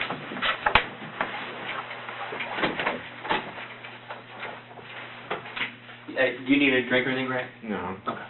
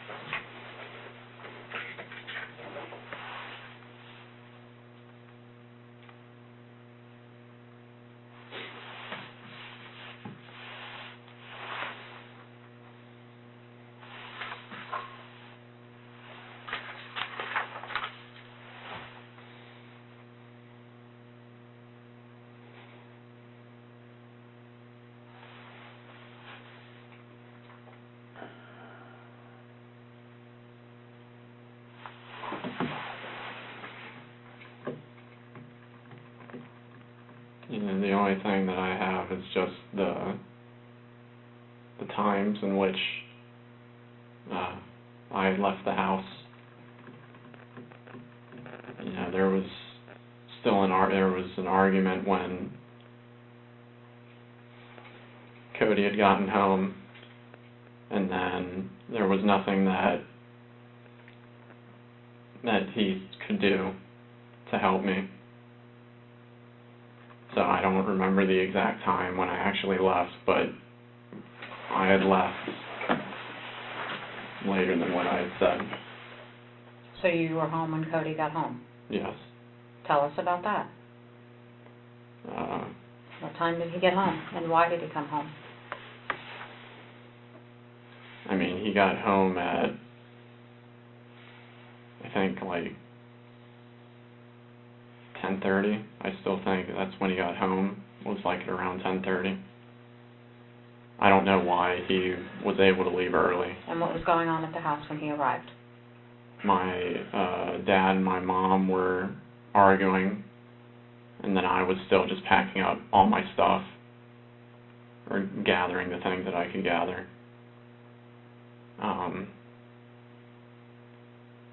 And then when Cody got home, he started to transgress with my dad, and I was still kind of just staying out of it and doing my own thing. And then the end result was still the end result, and then I had to still leave. And then, so is it true that you still met Cody up the block, or was that... No. So you didn't meet him up the block? So why did you tell us that? I don't know. All right, so then, now let's start from the time you and your father started having the argument, about 6:30, you said, when he got home? Yeah. Tell us exactly what happened from that time on. Even what was said. I mean, it was just a lot of yelling. I mean, it was everything that he had been telling me for the past months and months and months about just how I had ruined his retirement and how I had pushed him back, and now, he'd never be able to do the things that he wanted to do because I had saddled him with a lot more expenses, and that I had told him that, once I can get a job, then I have plans to make amends for the things that I had caused for everybody. Mm-hmm. And he's yelling. Yeah. He's heated. Are you yelling back at him? No, I had never yelled at my dad. And are you sitting on the couch downstairs, like you said? I was in the living room, yeah. And at what point does he put his hands on you? It's just, it's like maybe 5 minutes into the conversation. There wasn't really anything that was a trigger that I can think of. What was your reaction when he grabbed your shirt and pulled you up? I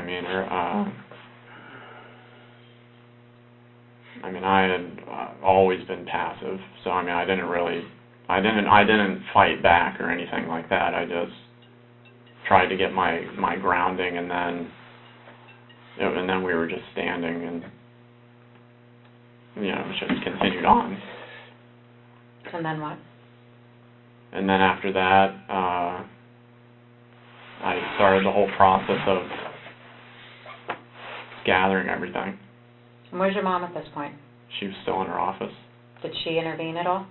She had gotten up to say that, you need to settle down, or some sort of diffusing statement that she always used to make. And then my dad yelled at her to stay out of this, and then she just went back into there. Okay, and then what? What happened next?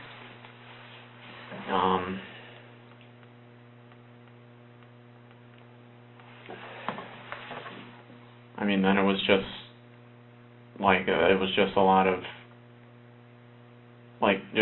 just a lot of yelling and confrontation between me and Dad, but there wasn't anything more physical about it.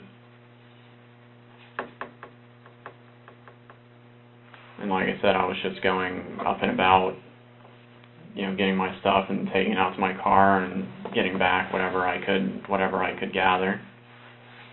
And what did your dad do while you were doing that? He was just following me around. Just making sure you were gathering your stuff to get out? My possessions, and not taking anything of his. And how long did that go on before Cody shows up? That was for 4 hours or something like that. So you did that for 3 hours? Yeah. Gathering your stuff? And dealing with Dad, and because it wasn't just like he wouldn't pack up those 2 little bags you brought. Was 3 hours? Yeah, he wouldn't just. I went onto my computer to back up some stuff onto some flash drives and all that other stuff, but it wasn't just with him where I could just go and do my thing. He would stop me, and then we would talk for an extended period of time, and then I would start to do my thing again, and then it would stop again, and that's all it was. Was your father wearing this? Yeah. And what about that gun on his waist? No. He didn't have that on? No. Is this normal? No. I hadn't seen him have his gun since high school. So he doesn't walk around like this normally? No. Why do you think he would be like this? I don't know if it's because of what he had told me, that if I came back that he would kill me. Like you said, you're afraid of him. Yeah. But we're here to this. This is the person that is coming to solve the problems for you, or came home to solve the problems. There's the one who always sticks up for you, including talking to the girl. She talked to the girl in Bulgaria, didn't she? Yeah. She had conversations, said that you're not a bad guy, and how this breakup basically has affected you, didn't she? Told him it was bad. Here's the problem: his dad. This one's behind you, supports you. That one's behind you, supports you. This one, I'm sure, cares about you, but is upset because, like you said, you have ruined his plans for retirement, so he can't retire because of the financial loss. How much money did Cody give you? Approximately.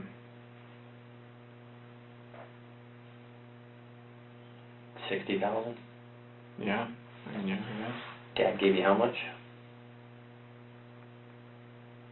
$100,000. Mom gave you how much? It's $30,000 or something. So around $200,000. And the vast majority of this money went to some girl on the internet. So they're upset. I get that. But we know he didn't fire a gun. We know she didn't fire a gun. We know he didn't fire a gun. He shot the second he walks in the house. At what point does he come into the house? It's like 10:30. And where does he enter? Through the garage. So where does he park his car? Under the awning thing. Outside, not in the garage? Right. So do you see him walk in? Or hear him come in? No. So you're upstairs maybe, or where are you when he comes home? When he came home, I was gathering some of the power bars into my little shoulder satchel thing. And where are the power bars, in the kitchen, or? In the kitchen. So you see him come in? I hear the door, but then that's it. And then when do you see him typically? I see him when he walks into the kitchen. And what do you guys, what is said? He asks me what I'm doing, and I basically tell him the quick, short story, because at the time my dad and my mom were talking. Where were they? They were in her office. Okay, and what is the short story you tell That Cody? That Dad caught me still talking to the girl that had caused all the problems, and that he was kicking me out of the house because I had broken his rule. Did you tell Cody that he threatened to kill you if you came back home? No, I still didn't tell Cody about that. I had told Cody previously when I went to Cornerstone that that's what Dad was going to do if I had made any more mistakes, not the specific one that I had caused, but if I had made any more mistakes. And then Cody told me that he was going to do that when I went into one of the side offices with him before they officially dropped me off. When you went to Cornerstone? Right. So your dad had told you in the past before that he would kill you? Right. For what reason? If I basically did anything related to this, again, costing him a lot of money. And Cody knew about that? Right. He just didn't know about the one that was just said. Whether or not he knew from like the paper that my dad had written out of all the consequences and everything like that. When did your dad write this paper? Before they came to get me on the 4th. I mean, I don't know the exact time. Do you know where the paper is or what it's written on? It's written on like a greenish yellow college ruled just piece of paper and pen. In the office or bedroom? Or? I don't know where he keeps all of his stuff. All right. So what else do you and Cody talk about? So then after talking about that, he says that he'll take care of it, and then him and my dad, they're the ones that always yell and raise their voices and everything like that. So did your dad eventually enter the kitchen, or did Cody go to your dad in the office? No, my dad came in when he heard that me and Cody were talking. And what was the conversation then? When they started to talk, I just left the room, and I just went back upstairs. So you didn't hear what they talked about? I mean, not in any. It was more just that he was defending that it's just that I just did this and that it's not like it's costing any money. Were they yelling? Did they raise their voice? Or they were talking? They were yelling. Did you hear any threats or? My dad had said that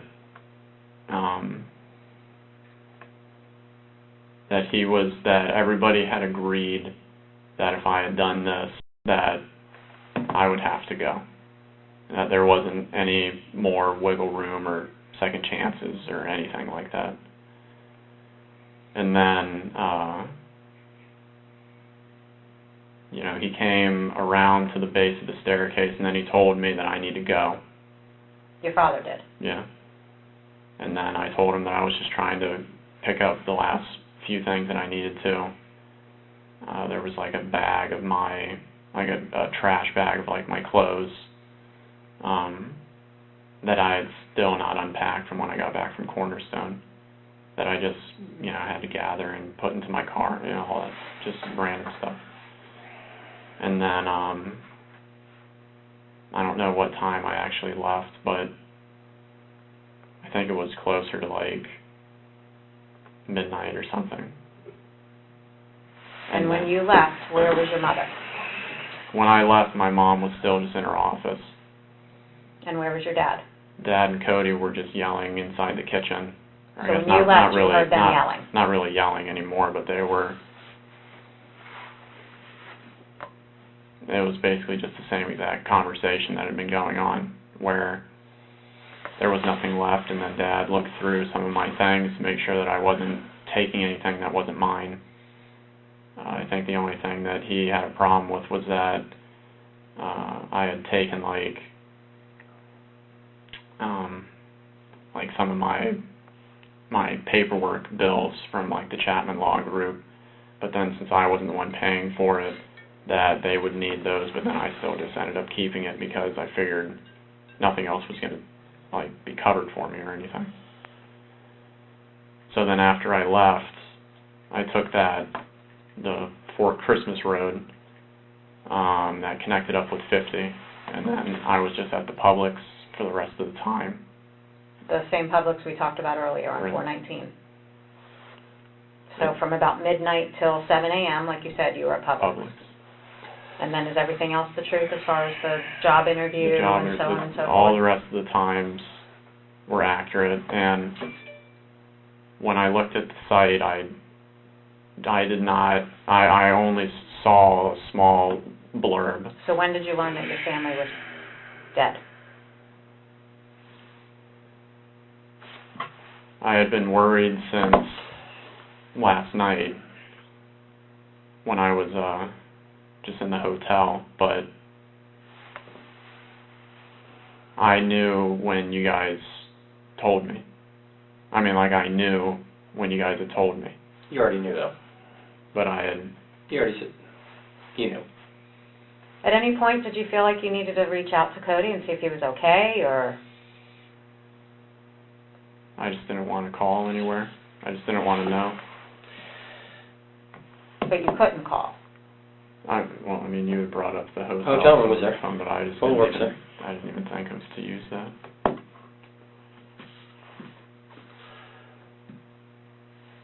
You got a medical background, correct? Yes. You ever been to an autopsy? No. Okay. An autopsy tells us a lot of things. Cause of death, a lot of times how close somebody was to something. Again, remember what I told you earlier? She didn't fire a gun, he didn't fire a gun, he didn't fire a gun. So they didn't get into a shooting amongst themselves inside the house. Angles tell us a lot of things. Dad was over here when he got shot. The bullet's in the cabinet and in the wall. We know that. That's one of those facts we just can't dispute. I see where shell casings are over here. I see where shell casings are in here. I see where shell casings are there. Cody was shot the minute he walked in the door when he first got home.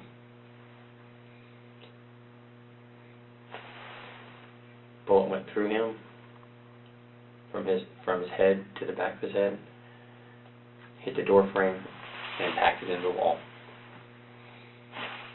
He never fired. He never fired. She never fired.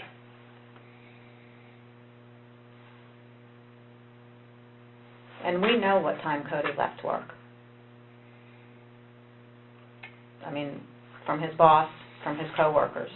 And you got to remember, we've talked to everybody before we talked to you. So we know what time he left work. We know why he told his coworkers and his boss why he left work. And we know what time he got home. And we have text messages that he has sent people afterwards. So based on what you're telling us, that he comes home and has this confrontation, talks to you, talks to his dad, you leave about midnight, and he's still there talking to your dad in the kitchen, none of that adds up. Medical examiner can approximate the time of death based on the body. Now's the time, Grant. Now is the time, buddy. I'm just... So I believe this, and this happened while you were still present in the house. And for whatever reason, you don't want to tell us. We understand your father was abusive, and we understand that he was the asshole. And if he threatened you, that he was going to kill you when you came back, you were probably in fear, were you not? So did your brother come home to try and defend you, and then this gunfight happened, and you got so scared that you left? No, I mean, I had left when I had said that I had left. Which time? Around 9 or midnight? No, around the midnight time. Again, we know stuff from the medical examiner office of times. Said this a couple of times. He never fired a gun. He never fired a gun. She never fired a gun. Nobody did. Nobody in the house fired a gun. Fact. We know. I'm going to get DNA off the guns that are on scene and the cartridge casings. And all Any that. reason to believe that your fingerprints or your DNA will be on any of those weapons or the cartridge cases that are on the scene?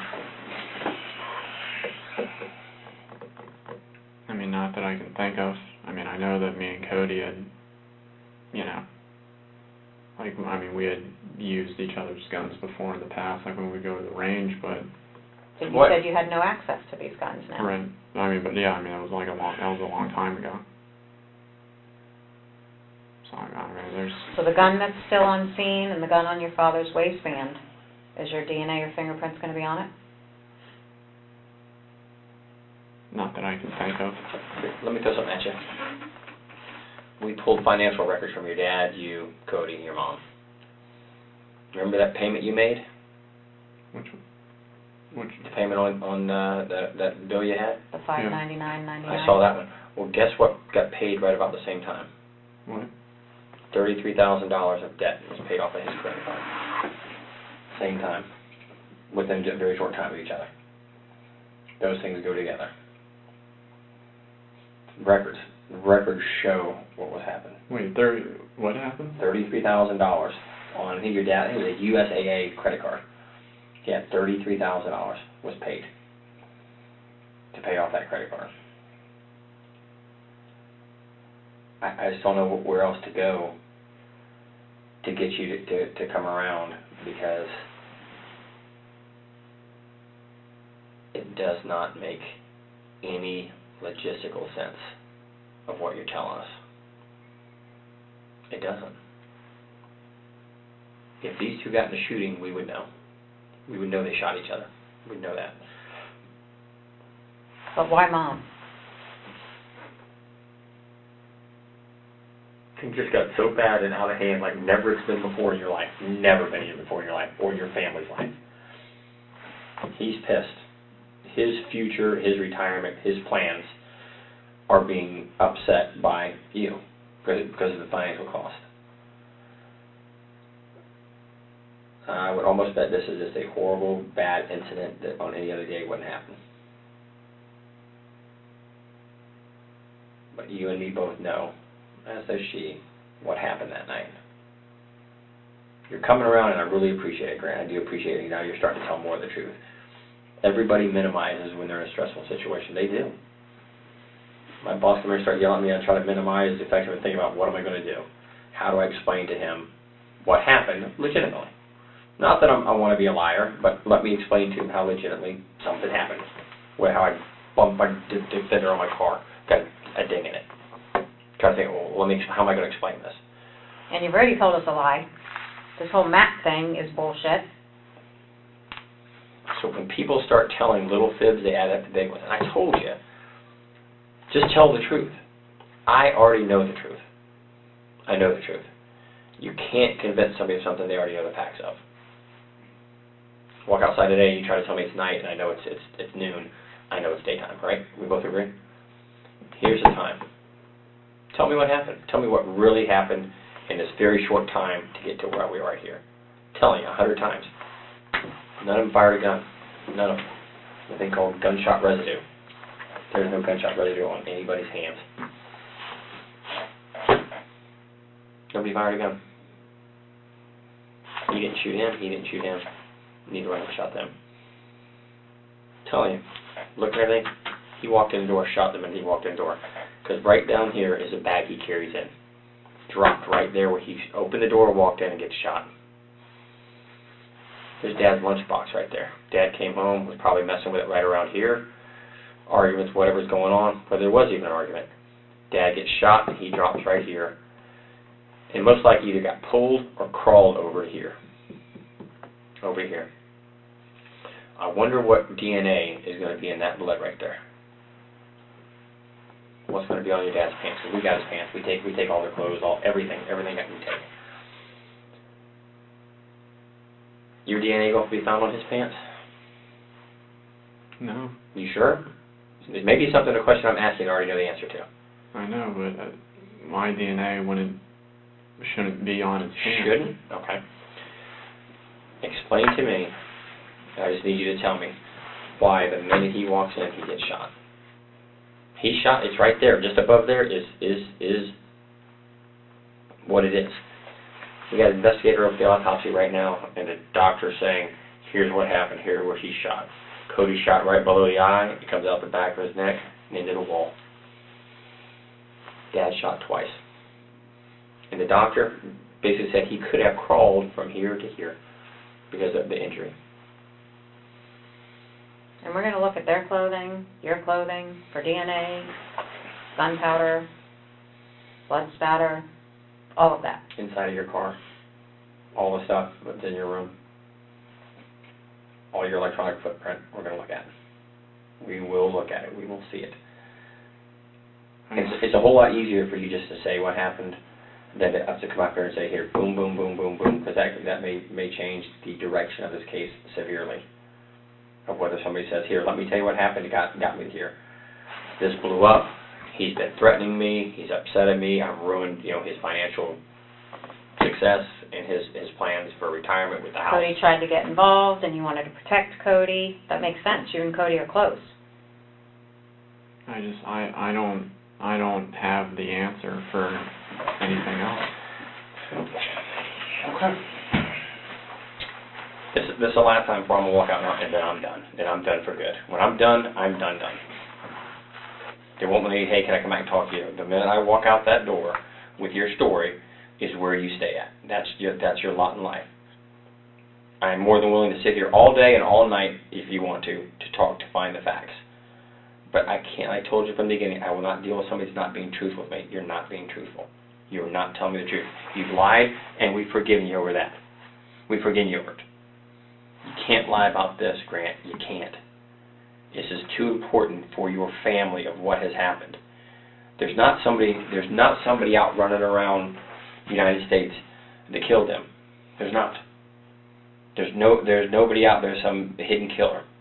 There's not.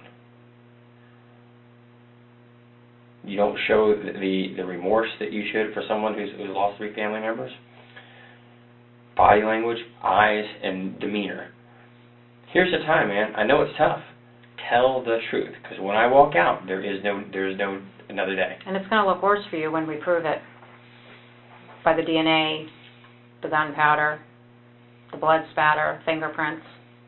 Now is the time for you to be honest with us and is exactly what happened in that house before you left. We'll be there for weeks gathering evidence.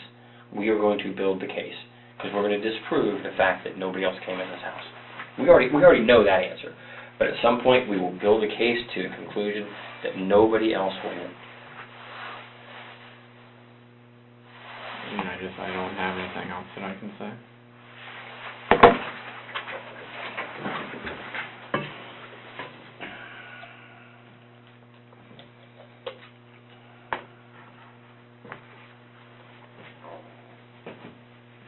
My brother even said the same thing of when all this financial stuff was happening, why I couldn't show sadness towards it. And I just don't know.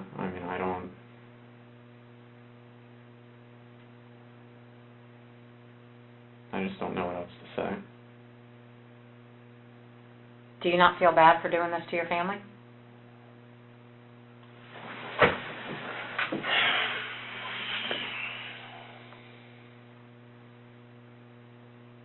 I don't know. You don't know what? You don't know if you feel bad for doing this to your family?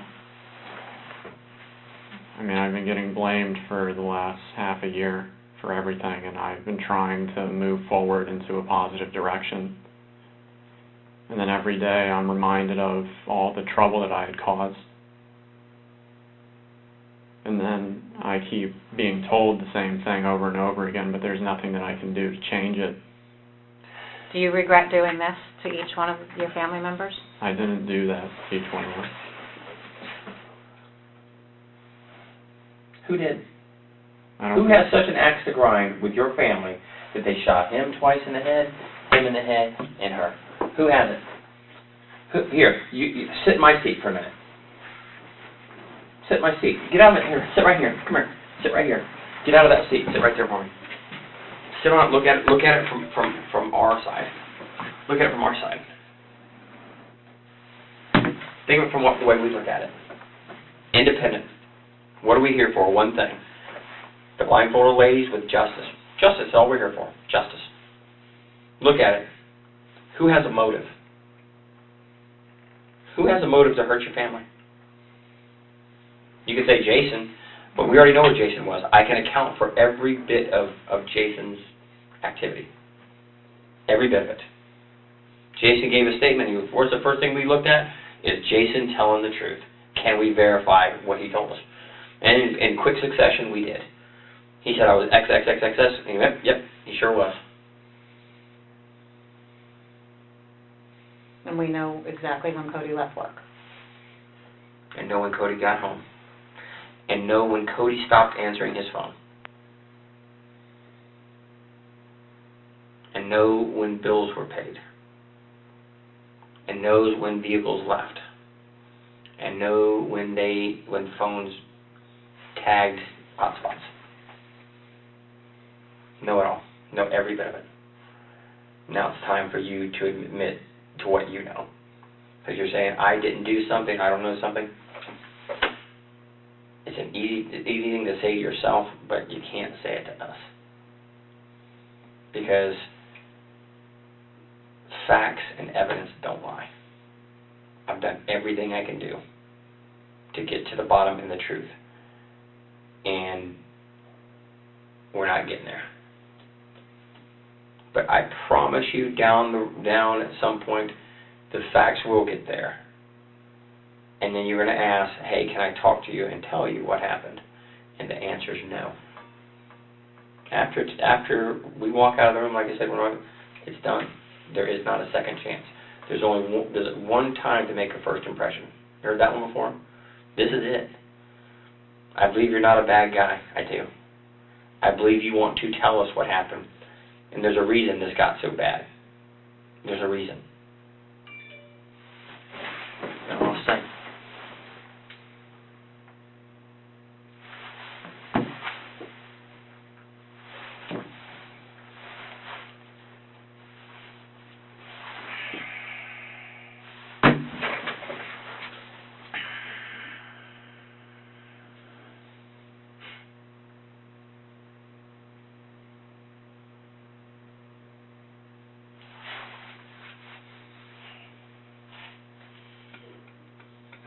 I don't have anything else that I can say.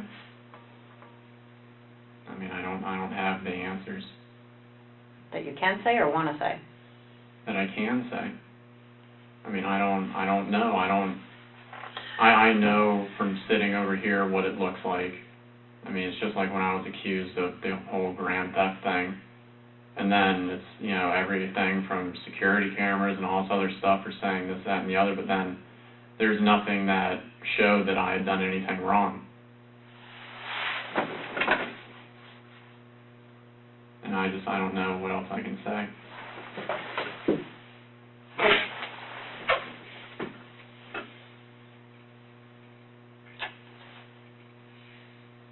So what they accused you of, you didn't do? The grand theft thing? Mm-hmm. Right.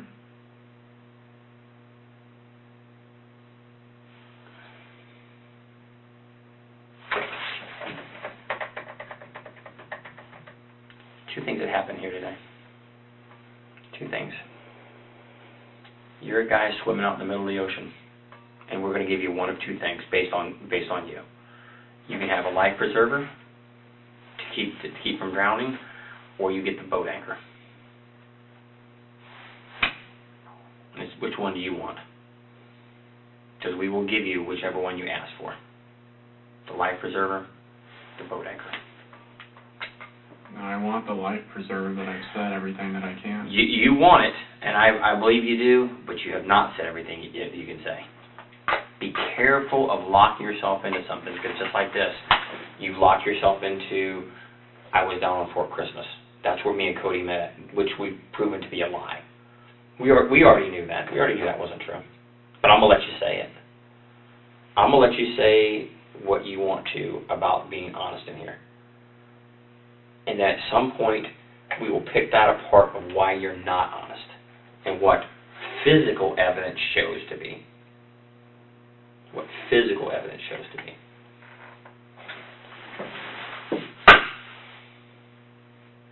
If you want to be honest, this is it. This is the time right now to be honest. You see, if I can say with it, you're saying what you want to say to me right now. Just like you wanted me to believe that you were down on Fort Christmas down the road with Cody. That you wanted to. That's what you wanted me to believe. And there's a reason you were being deceptive to me. Because it doesn't matter where you met him and had this conversation. If you lie about something small, you lie about something big. You're being deceptive. Over something that doesn't matter if you met him down the road or not. There's no reason to lie about where you met him at. This is it. Your one chance in the rest of your life to be honest about this right here. You say, I've told you what I can tell you. You told me what you want me to know. Just like you told me what you wanted me to know about that. And for Eva to know what you want to know about that. But it's not true. Just like you want to tell me what you want me to know about this. I get this. I get that. I don't get that. I don't get that. I don't get it. I don't. One, I get. I understand. She didn't bully you. She didn't belittle you. She didn't run you into the ground. Nor did he. I don't get it. But this is it. Because you're just about, I've kind of got a number in my mind that I'm going to get up and I'm going to walk out and we'll take our stuff and be on our way and you're going to go the way you go. But there will be a time where you ask for that life preserver. I can't give it to you. I can't. Once I cross a line I got to step over, can't do it. Won't do it. Think about that. I want to talk to her for a minute. Think about the last life preserver I can give you. Think about it. Take a few minutes just to reflect on it, and then we'll come back to you in a couple of minutes, and then we'll go from there. And what happens is what happens. Fair enough?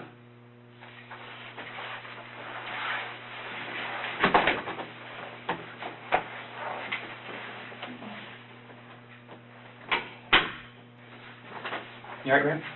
Okay. Need some food, some water? You good to stay for a while longer? You okay? I mean, I just don't have anything more that I can say. I don't know what the next... I'm not keeping you. If you want to stay, I'll talk to you till whatever, till you're happy with everything and you're okay. You're not detained. You're not being kept here. You're here willingly. Remember we talked about that? You're still, look at me. You're still here voluntarily. I'm not detaining you. I'm not keeping you here. Like I said, if you want to walk out and take a break, catch your breath, get something to eat. If you want something to eat, I've been here for a while. If you want something to eat, I'll be more than happy to get you some food, whatever you want. We'll send somebody to go get it, or whatever you want to do. It's totally up to you. I said you're voluntarily here.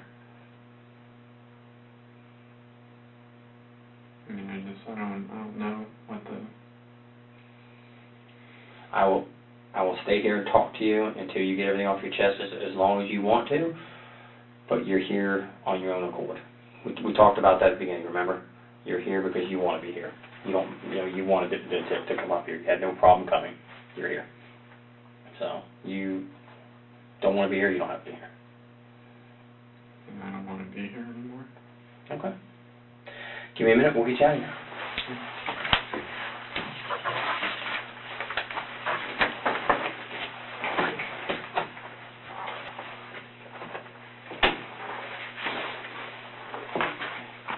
You alright?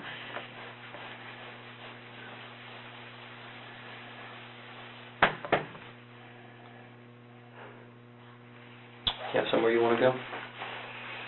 Me too, we can put you up in a room for the night. I know things are tough for you. I was just going to go back to the hotel. I don't think you're going to be able to get back into that room. But if you want, we can put you up somewhere for the night. I mean, yeah. Where you want to go? You got somewhere you want to go? I don't know where I can go. Got a certain area you want to go to? A friend? So we don't mind putting you up in a hotel for the night.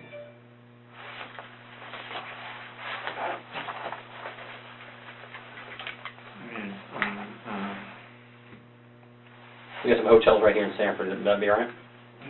Get you in there? Okay. That's fine. What we'll do is we'll get you up somewhere. I'll give you my card, my phone number. If you want to talk to me, you're more than welcome to call me. And we'll move forward from there. Fair enough? Any questions of me before I go? Or before we walk out? I'll be happy to answer any questions you may have. Like, what am I, allowed to do?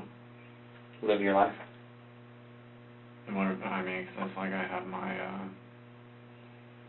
my wallet and all that stuff is back at the hotel room, and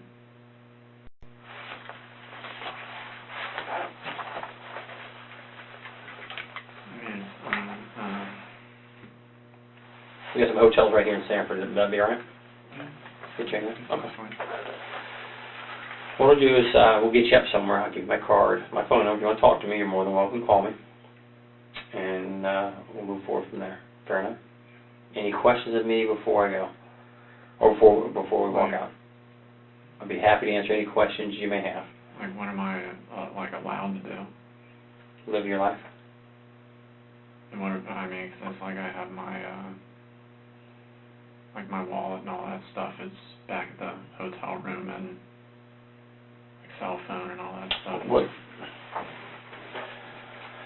That's probably going to remain with us.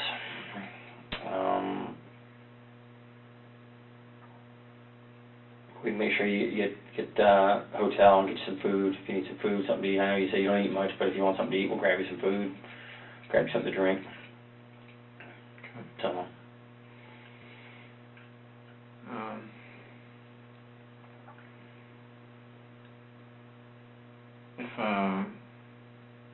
It's like I don't even know my brother's phone number off the top of my head. Well, we've got his phone. We've got everybody's phone. Jason. Oh, Jason? No, I don't have his. I don't know his number. We can get in touch with Jason and tell him where you're at. Yeah, I mean, I guess if you could do that, like just wherever I'm staying or whatever, if he, I don't know. I don't know. Yeah, I understand, man. I do.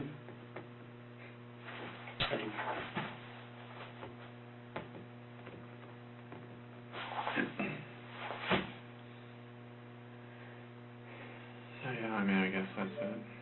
Sir? Yeah, we're just trying to figure out, well, you're going to hang tight. Like I said, try to figure out a place to get you to a place to stay for the night. We're just working on that right and figure out what we can get you to. You good? You good? Like I said, you're free to go, but we're going to get you to a hotel, somewhere here in Sanford that you can stay at for the night. Just trying to find an arrangement for that. See who's got availability. Yes, sir. Water, Coke, anything? I still have my water, but... All right, bud. Give me a few minutes and we'll get you out here, bud. Okay. Jason's on his way. He'll be here shortly, okay? Okay. Need anything? You good? No, I'm alright. I'd like to. Bathroom? You sure you need bathroom? Anything? Yeah, I guess I can see you. Yeah, come on. We'll walk out the bathroom. I gotta go with you just because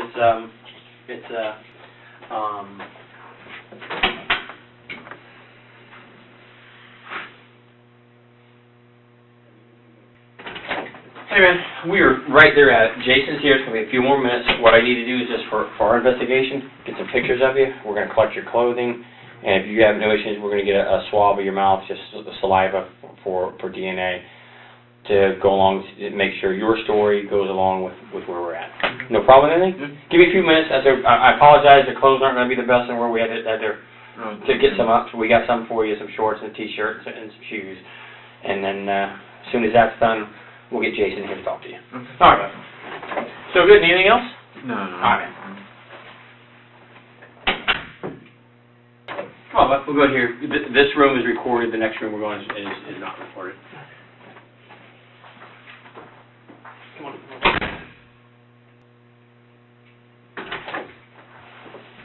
seat on the other side for me? I'm gonna go grab Jason. Okay.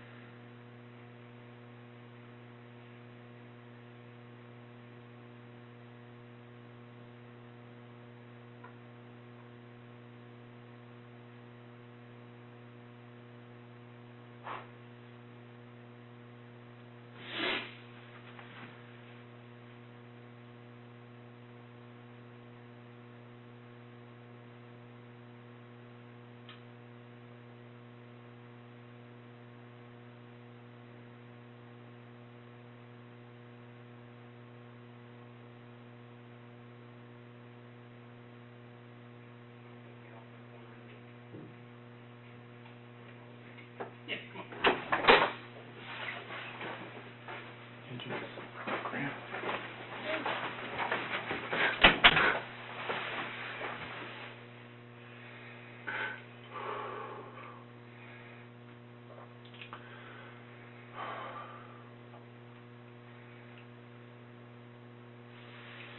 Alright, so I take it you know what happened. Yeah.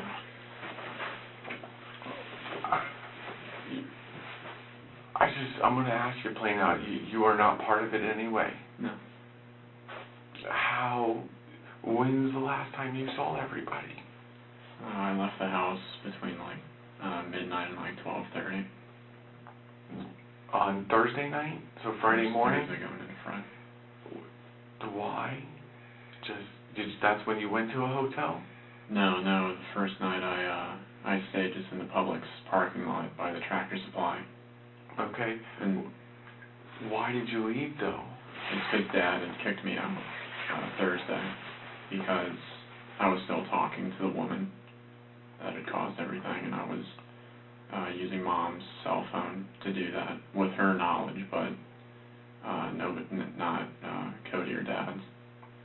So then Dad found out somehow, and that was one of the things that he had said would lead to my being removed from the premises. So he forced you, he basically told you had to leave? Yeah.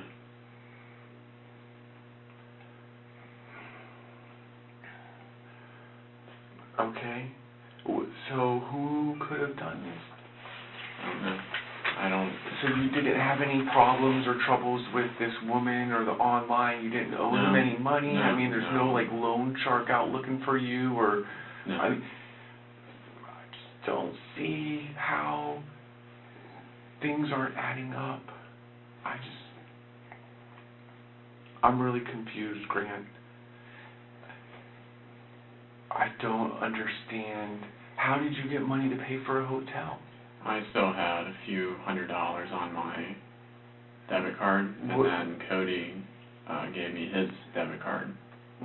Okay. And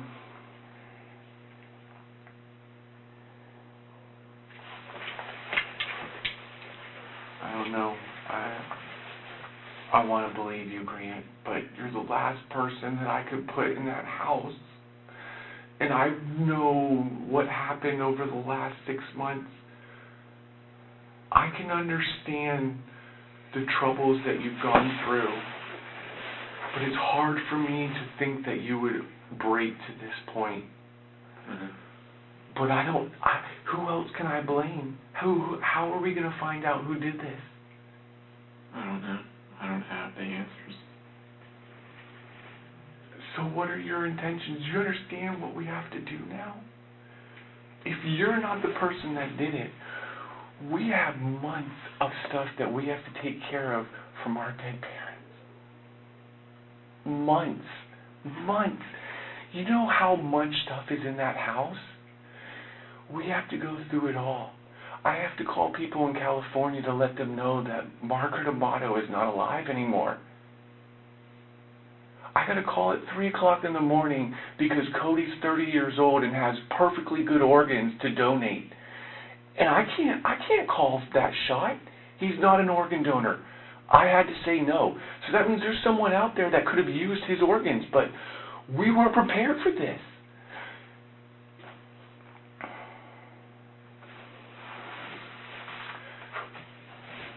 I love you more than anything in this world, just like I loved Cody, Grant, and Dad. I know Dad was an asshole. I know Cody was an asshole.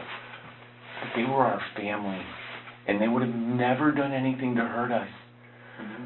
The shit you did, you could have been in jail. You would have been in jail for years. Mm-hmm. And they covered it up for you. I have a feeling the FBI is already involved because no matter how much Dad can overcome the money laundering, that's money that was moved.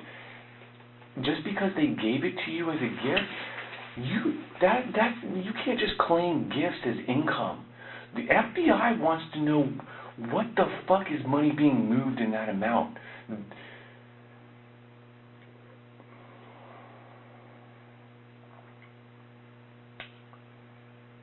I'm sorry. I don't believe you. And I probably will have resentment for the rest of my life, whether you did it or you didn't do it, but I need closure. I need to know what happened to my mother, my father, and my brother Cody. Because I wasn't there to fucking help. And that hurts me. That hurts me a lot, man. I may not have been able to stop you. You probably may have hurt me too. But at least I would have known what happened. And now I'm in fucking who knows what now. I'm lost. And it scares me that you want to leave here and not face what happened. Because you're putting my life at risk then. You're putting Donna's life at risk, Grandma's life. How do we know what you're going to do? What happened on the job interview last Friday? It all sounded good. It sounded like everything was moving forward. And then I was supposed to hear something on Tuesday or Thursday of this coming week. And? Nothing? It was just on Friday. It was last Friday, so it's been a little over a week. No, it was just this Friday. That's not possible. Friday was yesterday. Yeah. So you're telling me you had a job interview yesterday, but you got kicked out Thursday night? Right. I had to get my suit and everything and put it into the car. Okay. Where was your job interview? It was over on Lee Vista with something scripts. So they'd be able to verify that you were there for an interview. I don't know. I'm going to feel really bad. This is just... I understand. I really do. I understand all your thoughts and what you're thinking and everything, and this is just...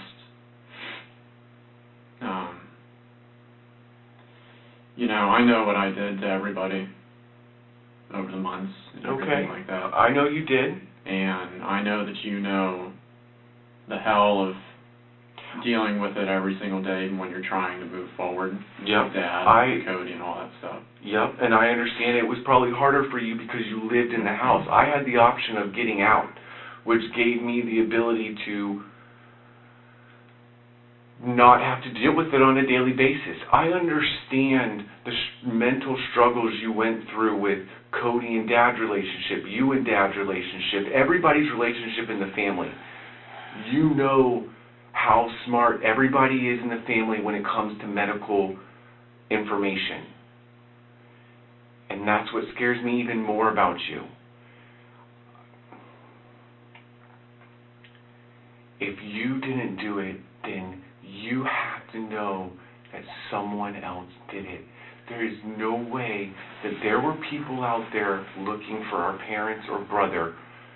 They had to have been looking for you.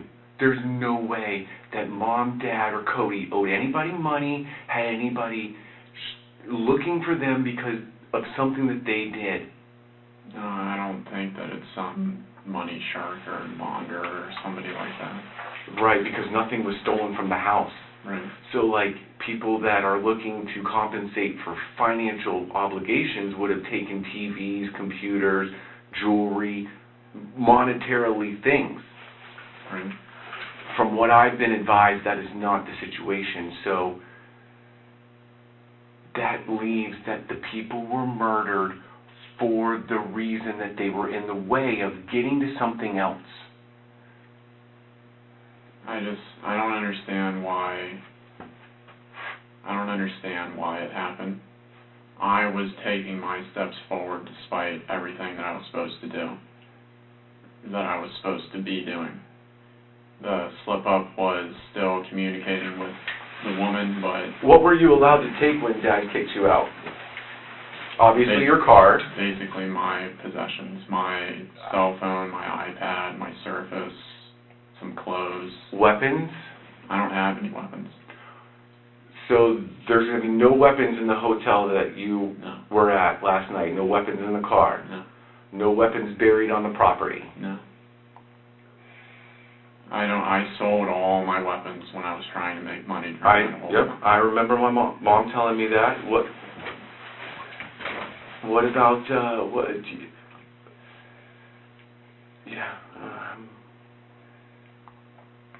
I don't know what else to say, but I'm scared for you and I'm scared for myself, and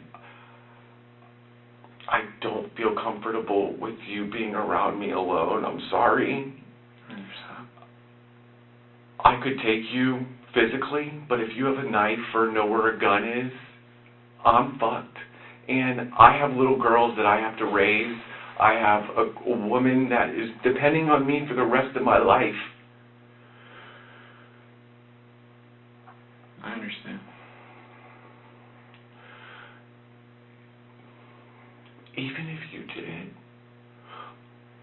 it's going to be so hard for me to figure out what to do with you. You do not deserve jail. But I can't come to fucking have attorney press charges for you to be killed. Grant, I need you to be honest with me, man. I need to have closure. And if it doesn't come from your mouth and I have to hear it from an attorney or a law enforcement or the news, it's going to be harder for me. And I know if you can take Mom and Dad and Cody's life, it's hard for you to comprehend that my emotions are going to be that, but it's unbelievably scary, Grant. And I don't believe in God. I don't have a strong religious belief, but I will pray that this is solved justifiably, because it was not fair that Mom, Cody, and Dad's life were taken. They did not deserve it, no matter what feelings were felt by anybody. They were good people. I know. And they showed it by protecting me all the time. But Dad kicked you out. That's because I still broke the rule, and that it was apparently Dad's job to be the hammer person, or whatever he would describe it as. Right, I was told that you would not have access to be able to contact this woman. Why do you feel the intent to still contact her? It was just the whole emotional thing. I mean, that's all that I can say. So are you saying that you love the woman? I feel like I did, yeah. Okay, you feel like you did, so you don't feel that way now?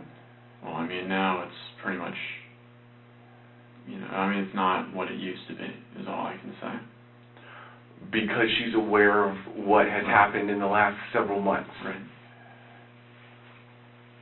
So why do you feel the need to still contact her? I don't know. I mean,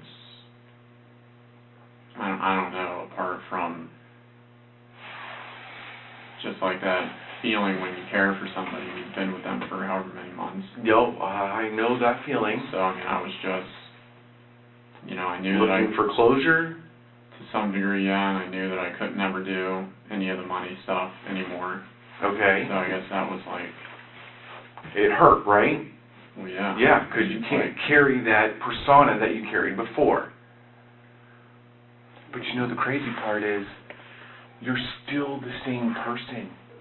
You are still Grant Amato that I grew up with for 17 years, that I played with, that we hid shit from Dad so that we didn't get in trouble. Who covered those grenades? Mom.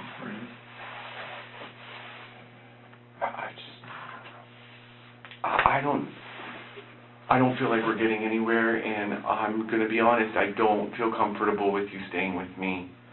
I mean, if in a week or a couple of days or 12 hours and something else is discovered, then I might have a change of heart, but I have no other options in my head of what's going on, especially if you're confirming that there's nobody looking for you. And if you're saying that you ran away or stayed in a hotel because you were forced to or you were told you couldn't stay there, I don't live there, so I have no proof. The only people that live there are dead, so they can't say anything. But the morgue called me this morning, so I have to make decisions for Mom, Cody, and Grant and Dad in the next couple days. So just letting you know that I'll be making those decisions, because until I'm given verifiable information that you did not do it, I don't think you have the right to make that decision. You already made the decision on whether or not they can live or not. That's not your job. Alright, I'm ready. I do love you, though. Just remember that. Just like Mom, Cody, and Dad loved you. Nobody loved you any more or any less.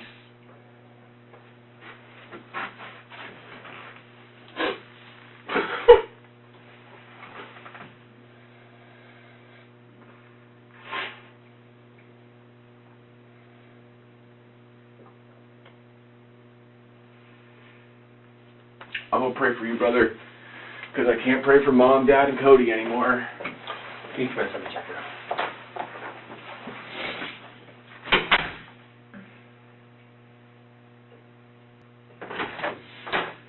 You have anything else you need to talk about before we let you go? Because now's your time. You know that. Like Danny said, once you're out of here, there's no coming back from this. We're giving you every opportunity to tell us what happened in that home that you have not told us.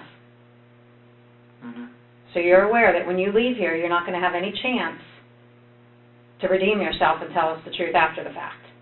I understand. And you're okay with that. You can live with yourself knowing that you're not going to tell us the truth. I've said what I can say. Okay.